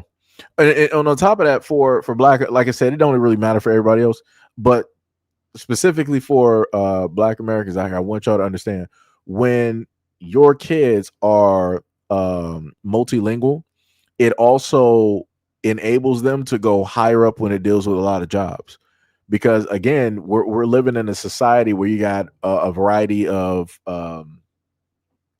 we're living in a very diverse society, multi, culture and all that other type of stuff. So the more bilingual your child is, the more doors that are open, and they may be able to get other positions that other people are specifically locked out of because they don't have that specific skill set. So, again, it goes a long way. It might not seem like nothing now, but it will go a long way later on. I promise you. Gail said I came across a woman yesterday that kept saying, quote, we Latinos and Blacks are da da da da da. I said in my mind, oh, no, you don't. I just nodded and she didn't know what she was talking about. Yeah, that's crazy. Shauna said, I heard about that. And Gail was talking about delineation. Gotcha. Black Butterfly said, thumbs down. Not even sure what the thumbs down is for. Sham said, I don't care if he is feeding people. He doesn't get to sit here and claim Black Panthers. You can't do that without stealing valor. I get what you're saying. That's facts. That's facts. I feel that one. What was it? Us said Mr. Us, because I can't say the rest of that name because it's kind of questionable. He said it was like that in the canna industry too. I was there, the only Black grower at the time. Instead of other Black folks who wanted to be gardeners just come in and show their skills, they tried to box me out. That's crazy. Oh, okay. So that's what Black Butterfly was saying. He's talking about to the new Black Panther Party to change the names. I got you. Ms. Mitchell said, due to personal situations, I plan to give food out in my community, but I will just prepare packaged sandwiches, beverages, and etc. Load up the car and drive around and pass them out. I will state this. Within doing that, you also have to worry about your safety as well, because you got a lot of folks out here who are homeless, but you don't know what their tendencies are, or how they look at opportunities or situations. And then you also got to deal with the disrespect of a lot of these folks, as well too, even if you are, trying to help them. So, you have to be very mindful and be very careful directly of that, because you may mean good, but those other people may, take that goodness for weakness.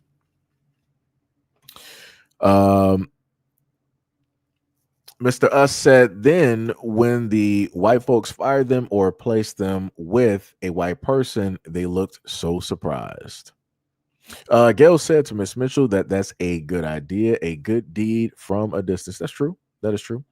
Lennar said Paulie Birdsong is on the list. I mean, I did technically, allegedly, I did touch on that information from the internet, allegedly, where I got it from, right? Sham said, I would say don't be passing out stuff this Friday. The weather across America is deadly. Stay in and keep warm. That's true. That's bars. Leonard said everyone keeps dancing around that part. Shauna said, I know in Baltimore or Baltimore, they have trade schools while you're in high school. So you can learn, so you can learn and earn your beautician certification while while getting your high school diploma. I got you. Renee Allen said horticulture and landscape. I love landscaping. I'm a landscaping type of person. That is just it's fun to me. Like it's just you can just have tunnel vision and have some music directly on and you're good. Third Eye said, what if a child don't want to go into trades? I mean, if they don't want to go directly into trades, I would sit up there and say you can put them in a school. Again, going back to the thing before where it dealt with, let's say, computers, how to fix, certain things. The government is always looking for those who know how to hack, who know their way around, computers, programs, and things of that nature. Like they literally hire people specifically and only for that and pay them well. So, there's a variety of other things that they could learn and, be proficient directly in, such as robotics. You can learn to be proficient in that because we're living in an age where everything is digital. And when it deals with a lot of the AI and different stuff of that nature, they're going to need somebody to be able to pilot, to be able to drive and operate a lot of these things. And a lot of those in the younger generation, they do have the skill set, the untapped skill set, and the type of vision in order to do it. So that was to third. Charles said our vocational schools is robust. We have 2 campuses, 4 years. You learn a trade. 3 years. Everyone takes their core trade test to be certified before graduation. And year 12, you work co-op at your trade job. Oh, okay. Jay Great said you can also send a child to a junior college at night while they are still in high school to learn a trade. Some junior colleges now have high school on campus. That's dope. That is dope. What was it? Shauna said it sounds like the Babel. Samuel said, I grew up in the 1970s during the movement, and I know for a fact that the movement was not about defending just the Black community. You are a fraud and need to be checked. Oh, matter of fact, you know what? I'm glad you mentioned that. I'm glad you mentioned that because I do have another video because I knew something slipped past me that I forgot. Let me see. Did I do an edit directly to it? Okay, yeah. So we're going to take a listen to this one. Hopefully, this is the cleaned up version. If not, I'll cut it real quick. But let's take a listen real quick, right? Oh, wait. I got to get rid of some things up here. Let me see. 1, 2, 3, 4, 5, 6, 7, 8, 9. So yeah, I got to take another video down. Okay, so let's just take a listen to this video. Thank you for that comment, because Samuel, because that just reminded me that I missed one more video. I thought I had all the videos up here for you, but this is the last one that I forgot. I'm going to try to make this video as calmly as possible. My name is Maisha Newton. My father's name was Walter Newton. He was the brother of Huey Percy Newton, who started the Black Panther Party in Oakland, California. Okay? My handle name is Maisha 415 Newton. I got birth certificate, paperwork, and a whole bunch of Newtons who are ready to listen. This goes out to the Black Panther Party, the new United Black Panther Party, whoever's out there protesting with these Somalians. I'm about to get a cease and desist order against you, and I'm about to sue you because you guys are... You are not going to defame my uncle's name like that. We're not doing that. See you in court. Right. So this is the type of attention that they're currently getting, at this moment in time. And, you got people out there that are family of the originals that have an issue with what's going on, specifically the representation, everything that is being stated and how they're going about things. So we're going to see how a lot of this stuff plays out. So it's not this is not the final round. There is more things to come, through this year. It's just a matter of time. Right. Yo, Rabbit, what is up? You said, imagine being so socially isolated, you have time to repeatedly make new YouTube accounts. These losers really are pathetic. That's crazy. um, let me see. What else we got? What else we got? Shauna said, you're so right. Sham said, Seji Ty is listening. Some wait, you said Ty is listening. Some small lady called him a color boy. He's driving right now. He's mad. Wait, was it? Did it? Wait, Sham, did that happen in chat or that was like outside of outside of like the channel? That's crazy. That is wild. My apologies. There, Ty. My apologies, man. Wait. Okay, so you're gonna go over the whole thing with the words. I got it. Yaga said exactly. Create your own organization and not tethered to the Black Panthers. That is correct. Let me see. Third said Trey sounds good on paper, but just wait until that kid's passion directly clashes with you wanting him to learn plumbing. I mean, there's a multitude of trades. It doesn't just have to be, plumbing or, things like I said, there's fields of trades directly out there. You might not like 5, but there'll probably be 10 plus others directly out there you can go or, look directly at and see if it basically fits. Sham said America was originally named Turtle Island by the natives in their language before the Caucasians named it. It does look like a turtle when you think of it. Yo, D Money, what is up? What is up? What is up? Much love, respect, and appreciation. What is going on? Real Black Gentleman, what is happening? What is happening? What is happening? Ms. Mitchell said, in the 80s, I attended the Randolph Voltech Center. I took interior furnishings 2 years in the 11th and 12th grade, and we did floor plans, made custom drapes, curtains, tables, runners, placemats, and comforters. That's pretty dope. I wish I could have done that when I was in school.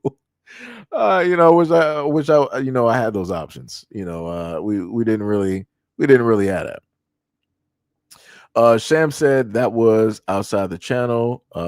Some Caucasian lady pointed at him and called him that colored boy there, and she's not even old. She's like 43. That's crazy. That is wild. People still say colored. Like what? Like, come on, you're 43. Like what? That is wild. That is why it would have been time to start cracking some jokes. That'd have been the moment in time I would have started my comedic career, and my meteoric rise would happen right there. Would have had to open up TikTok right there. I would have probably throw off a good 10 jokes. I probably would have bombed on 90% of them. But it's that one that matters. That's everybody deserves one.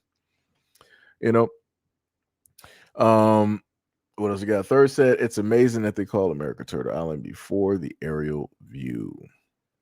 Gotcha. But yeah, technically, actually, that was pretty much it. That was actually pretty much it. Also, shout out to everybody that has been directly a part of the live here. Much love, respect, and appreciation. Going through and reading the comments and the conversation. Again, also shout out to any of the folks that came directly through. We had about 3.3 to watch the previous video that I actually posted early this morning. Much love, respect, and appreciation to those folks. I do have another video which will be posted. And that one again is going to be going over the same topics that I've covered during during the week as well too. And again, it's a bit problematic, so this is why again I have to cover it and sort of not completely rehash, but I got to go directly back over the topic again. But I'm also going to fill that in with more information.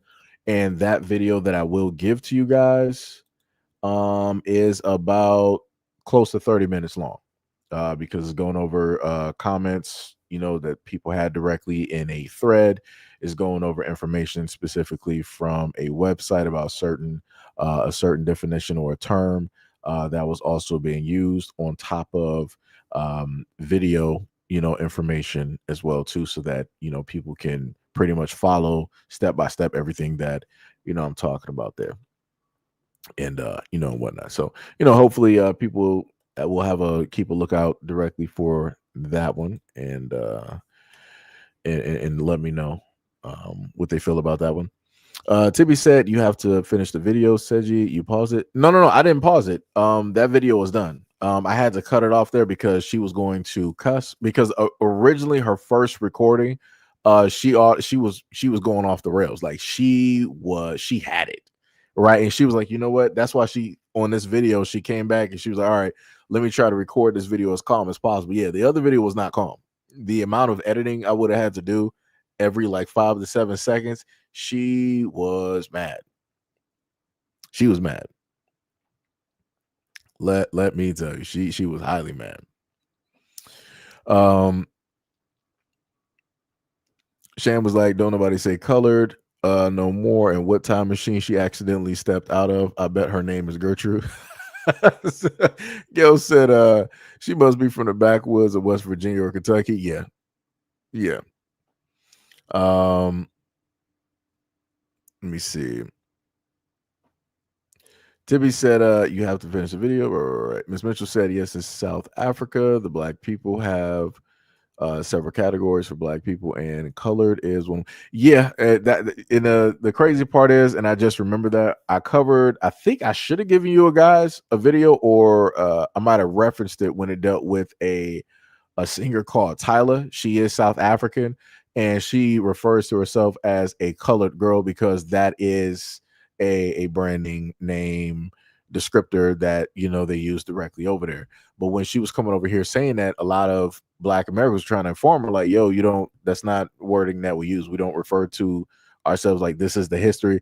And she was trying to stand 10 toes directly on it. I'm like, dog, you're in a different country. You have to respect what people are telling you in this country. If they say like, don't like, that's just don't say that, just don't say it.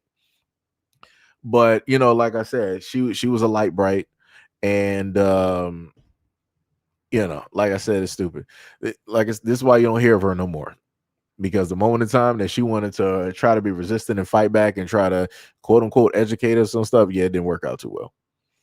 It did not work out too well at all. Gail said peace and love. Let me see. Mo said, oh yeah, I'll respond to him. Yeah. Tippy said, I don't blame her. And Sham said he better stop. He lucky it was a timeout this time. He about to hit that permaban if he keeps on. I mean, like I said, I leave discretion up to you guys. Like I said, I try to be a patient person. Try to have, tolerance. And that's why sometimes I just skip over stuff because I don't got time. Sometimes I'm like, man, whatever. Other times I may interact. Other times I'm like, yeah, I ain't doing it. But yeah, much love, respect, and appreciation. Shout out to anybody that's a part of the patronage. Shout out to anybody that's a member. Shout out, much love, respect, and appreciation to any and all of my moderators doing the Lord's work. Every single day. Y'all could be anywhere else, on these interwebs, but you decide to be here with me, and I deeply appreciate it. Shout out to anybody who threw any jewels or anything like that in the chat, and I just wasn't able to see it. Shout out to anybody who has just recently subscribed. Again, we are on our way to about 50K at this moment in time. We're at like 49,047. So we are making our way directly up there, making our way downtown, walking fast. Let me see, what was it?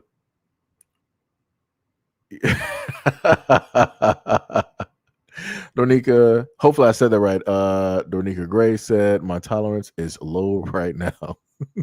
Timmy said you've been missing these D-Money live stream. I promise you I've not been getting any notifications, and I turned the notification bell on. That's the crazy part. Like, that's the type of thing that really makes me mad. Like, that's just crazy to me. So D-Money, my apologies, good sir. I have promised you I've not been getting notifications. I've been getting notifications for everything else such as like if I go to the front page instead of being on the back page, I get notifications directly for comments when it deals with videos. They are not sending me that at all. Even when it deals with my phone, I'm not even getting notifications. And I'm like, yeah, like that's great. And to make it even crazier, I don't even get notifications on my own channel on my own phone. And I'm subscribed to both of my channels, and I'm not getting notifications. Like, so it is crazy out here. It is crazy out here. I'm going to go back and check my notifications because I know I have all notifications on. I know that much. But like I said, it's crazy out here. Sham said Amerigo Vespucci is an Italian American and sorry, is an Italian explorer, and America was named after him. Amerigo never changed his name. He was on the expedition to colonize America, so they named it after him. Oh, you responded to the other guy. Yo, what is up, Mo? What is up? What is up? What's up? That's crazy. Tippy said he's on The Walking Dead. Yo, Ty, what is up? What is up? You said I'm on here, but not here. No, it's cool. It's cool. It's cool. You said like Danny Phantom going ghost. Tippy said maybe he should post it in Discord. D Money said it's cool, no worries. Miss Grace said, "Yo, D Money, when's the next time you going live? If you going like live today or whatnot." Time to get one of the trolls up out of here. Time to pack you up there, buddy. Gotcha. Let me know when you go live, but sit up there and leave this sitting for a minute.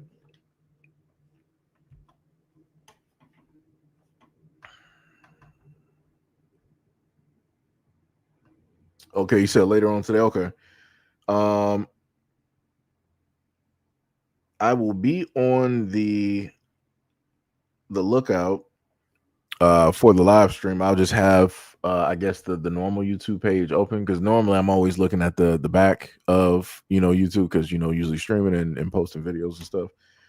So I make sure to just have like the front directly open and have it on your page so that when you go live, it'll just automatically cut directly on. Hopefully it'll cut on, but I'll at least be there instead of missing like several live streams because Tippy's like, yo, you've been missing all the live streams. Like, what had happened was right. Donisha Grace said that it's like they automatically turn off the notifications. No, YouTube does that. One of the things that I told people about, I want to say about 4 years ago, that I found out then was that every time that YouTube does an update, they don't tell you that they do an update, but they'll do silent background updates. But when they update the app or the system itself, it automatically does something to the notifications. So it basically, let's just say like it turns them off or like halfway on or something like that. But basically you'll end up missing, all of the channels that you may be following or things like that. So, that's why a lot of YouTubers will tell people, make sure to check your notification bell and turn all notifications all on so that you won't miss, any videos and live streams and posts and, and stuff like that. Sham said, like I said, the original name of America was Third Island. The names called this in the original language. So if we choose origins, we're all Ninja Turtles, I think. Yeah, that's true. That is true. Tippy said, what time? I'm in Cali, LOL. Tippy said I could post it in Discord. Oh, yeah. Okay, yeah. That's a good one, Tippy. Yeah, post it in Discord. So when you know that D Money's going live, that also helps too. That will also help too. D Money said double stream. Threes around 4:30 p.m. or 5 p.m. and then The Walking Dead directly right after. Okay, all right, I got you. I think technically I'm supposed to be I was supposed to watch the Xbox showcase. I might have missed it, so I'll probably just sit up there and like watch a rerun, of that. And that should last about an hour. So then that'll almost push me towards, 2:00 and then figure out some stuff from there and whatnot.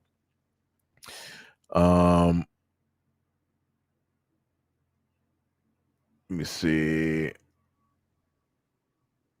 Yeah, this is why I told y'all before, because I'm sitting up there reading the comments. I'm like, man, ain't nothing that serious. Because I'm like, you said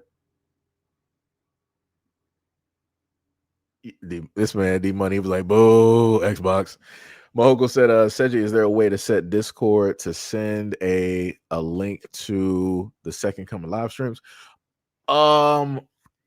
I thought I had it. Realistically, I thought I had it set up. I think it only sends the notifications for the I do have the second one hooked up to the Discord, but I'm not sure why the notification's not going through.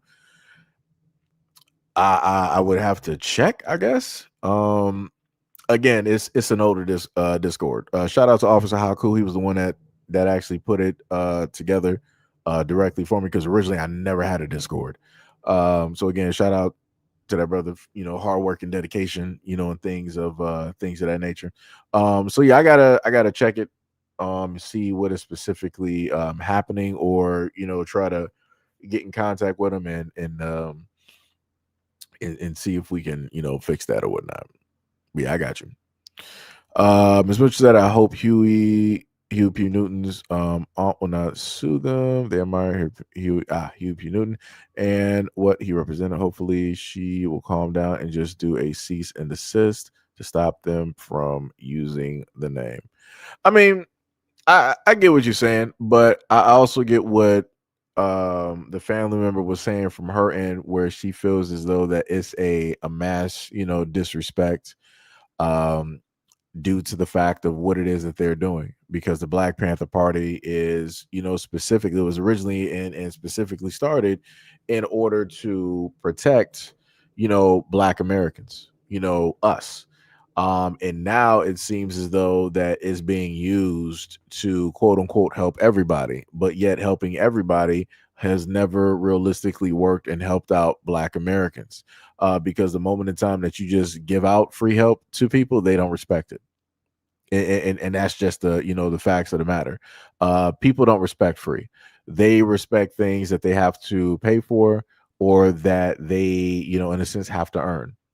So that's why I was stating the whole thing with like Renee Good, and what happened there, and the fact that none of the immigrants there were specifically trying to speak for Renee Good. They weren't trying to, do any of those things, because they didn't actually appreciate it, because they did not specifically ask, for Renee Good to sacrifice her life or put her life directly on the line for them. So it's the same thing when it deals with the Black Panther Party doing that for the immigrants now. They're not going to respect it at all, because they did not specifically ask for the Black Panther Party to show up, or to specifically be there and to represent them and everything, or to defend them against ICE. It is it's crazy. It is crazy, but I get what you're saying though. I get what you're saying. Sham talking to what's the Moore dude up there. I mean, yeah, that, like I said, that dude, the Moorish dude, is like, yo, it's like you gotta read the room and just understand when to let some stuff go. It's just like you just gotta let it go. You just gotta let it just let it go. Mo said TV takes a goldfish to the dog park. That's crazy. Mo and Tippy are hilarious. Sham said freedom is illusion. The Caucanites created anyway to make them feel superior to God. They don't know how to submit to anything. That's why they're so destructive. Miss Mitchell said correction, not his aunt, but Huey P. Newton's niece. Yeah, no. I got what you're saying. What was it? Shem said, in truth, freedom never existed and it never will, because everyone comes with cause and effect. Consequences is the law's way to say you are not free. But yep. That is pretty much it, my friends. Got to do it like my old math teacher. Happy trails, my friends. Goodbye. Oh man, I miss that teacher a lot. But yeah. that was pretty much it. Hopefully everybody enjoyed. I just got rid of the app. Hopefully everybody enjoyed the live stream and the conversations as much, as I did. And again, hopefully people were able to take something directly from it, some type of information, and take that, have a conversation about it, or do your own research to to learn more the same way that I did, or maybe learn something and bring it directly back within a another live stream to inform us of some new information that I may not have known about or may have missed. Um Miss Gray said your chat is the best. Yeah, they're hilarious. My chat is 1,000. They've been like this for years. For years. Um, let me see. This man said Tippy skateboards in the bathtub. That's crazy. Tippy said Sham, the cell phone auto corrected me. That's crazy. That is crazy. Brother, didn't they just sit up there and tell you to just like stop spamming like that? It doesn't make any type of sense. It's like there's nothing to even gain from even just like repeatedly doing this. You can be on a multitude of other platforms. You obviously cannot read the room and how it is that people are just having conversations here, but you want to interject your beliefs and stuff. Like, that's crazy. I keep trying to tell people the moment of time that you're repeatedly trying to get people to go to your religion or your side of things, people are going to ultimately reject it because it feels forced. It feels like you're trying to coerce people over there versus them just like freely seeking it out. If people freely seek something out, or they just like have a question, then it's easier to, in a sense, bring them directly over, or however it is that people want to sit up there and put it. I don't know. Like I said, you can't tell a lot of people stuff. This man, Moses. That's wild.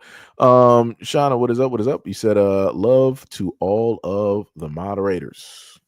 That is bars. That's bars.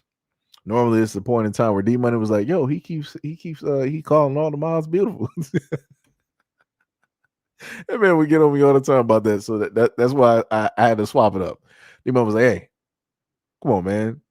Switch up the word. I'm like, I got you.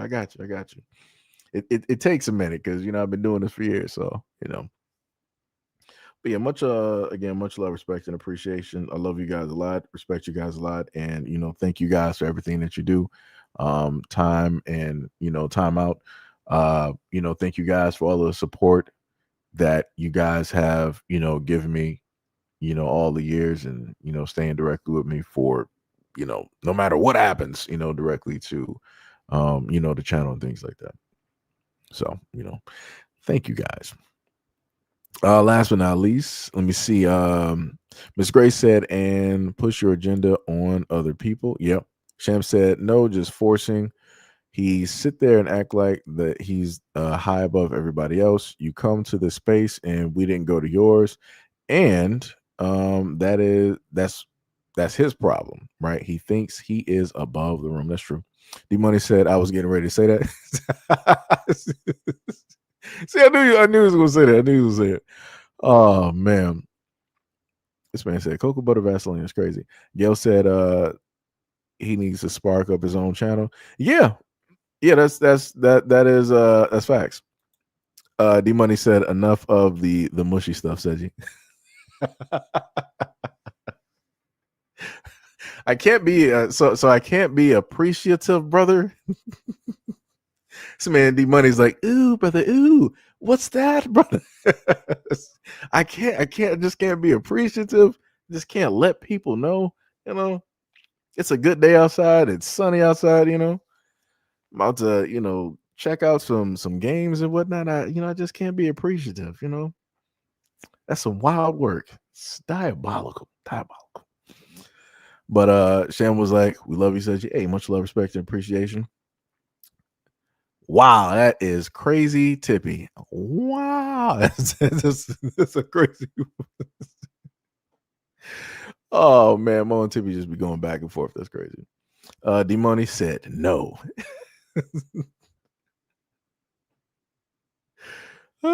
Shem was like, I'll put y'all both in the corner if y'all keep talking about that Tippy emote. That's crazy. That is crazy.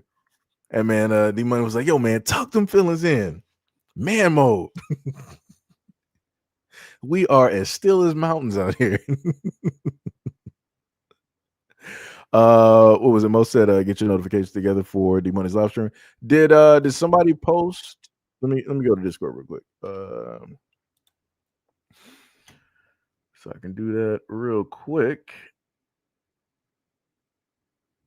Yeah, post just in case. Yeah, somebody post a link again. Yeah, just put it directly in there. Okay, that goes to something else. Let me see what announcements. Yeah, that's just for the first channel, I think. General chat. When this lady Tippy did not even put the link in there yet. That is wild, Tippy. This woman put up a video yesterday at like 9:44. I was looking for the link. This lady Tippy, when I depend on her to do something, just one thing, Tippy, just one thing. Tippy talking about Mo, he started it. That's crazy. Shan was like, I just ate breakfast. I want to keep it down. Grits, eggs, and bacon. It was good. Shan was like, so if the Ninja Turtles, which one are you? All the ladies got to be Venus because she is the only female Ninja Turtle. I mean, no, they also had a female Ninja Turtle called Sheila as well too. Hey, D Love, what is up? What is up? What is up? Much love, respect, and appreciation. Much love, much love. Tippy was like, "What did I do?"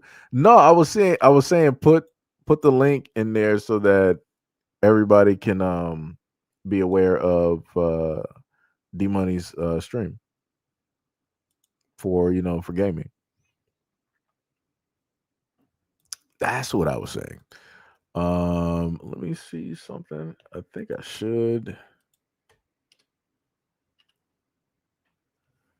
still have it listed.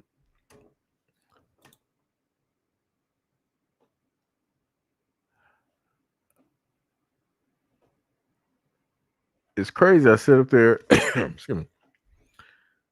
Okay, obviously it's not the right thing because all I'm sitting up there getting this is. Okay, there we go. There we go. There we go. All right, so yeah, I'm directly on the page, so I am set. He had his last stream about 16 hours ago. I got you. I got you. Yeah, he was going through The Walking Dead. Yo, that Walking Dead is pulling some numbers though. That Walking Dead is pulling numbers. Let me tell you.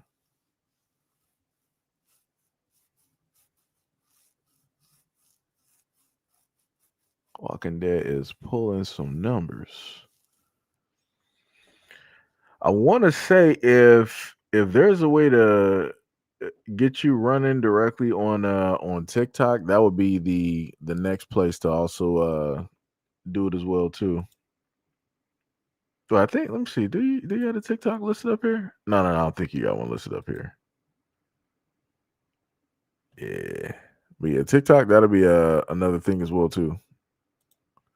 That'll roll directly with what's the name? It was Mitchell say you remind me of your son. Much love, respect, and appreciation. Much love, respect, and appreciation. Thank you very much. Sham said, "Oh, you're right." And there was Lita 2. I think Venus, Lita, and Sheila wasn't there. A Jakina there too. I'm not sure about the last name, but I think at least two of the other names I know.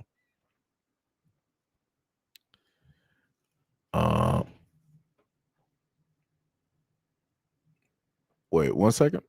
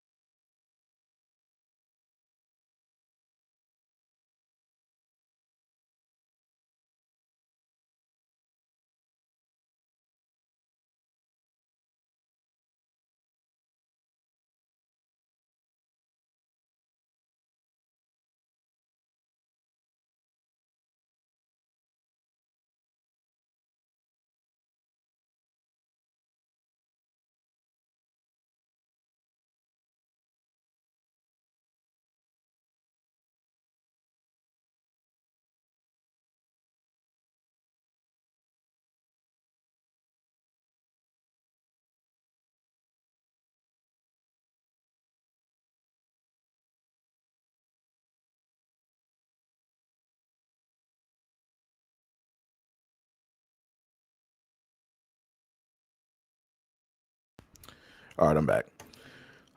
Sham said, "Oh, D Money Walking Dead stream is lit. That was so much fun to watch." Tippy said, "Be right back."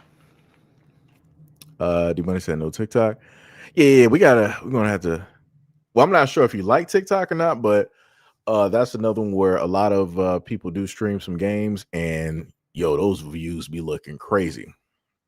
Because D Money, let me tell you, I did TikTok live one time, and that was the first time I think I ever instantly had about 1,000 or like 12,000 views.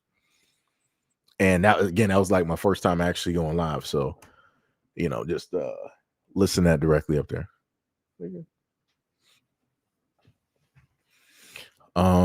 Sham said we should take some funny shorts from his live of The Walking Dead and put it on the show part of YouTube.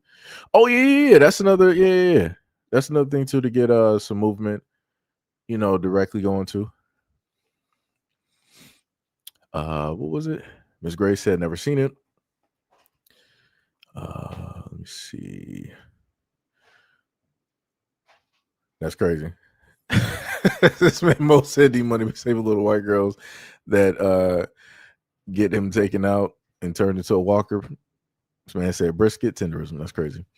Sham said, LOL, the whole audience be asking to take out Kenny and Ben. Then D Money saved Ben, and everyone was so mad. D Money said, hold on, what white girl did I save? Sham said, Clem is black. Tippy said, oh darn, it didn't work. Well, I posted in Discord. Oh no, it's cool. Yeah, you can just post it in Discord. I mean, I see the link that you posted. Well, it's different for me. I can't click on it from here because, of course, I'm on the whole other side. So, oh, Mo didn't know that Clementine was black. Yeah, she black. Yeah, that little girl's black. Tippy said, yeah, Clem is mixed with white and black. Yeah. Yes, indeed. Yes, indeed. But anyways, let me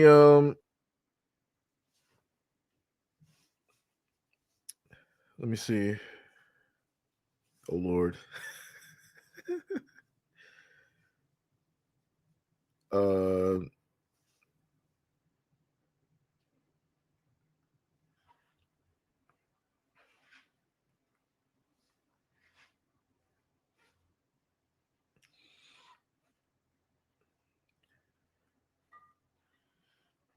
Let me see. Live, I think.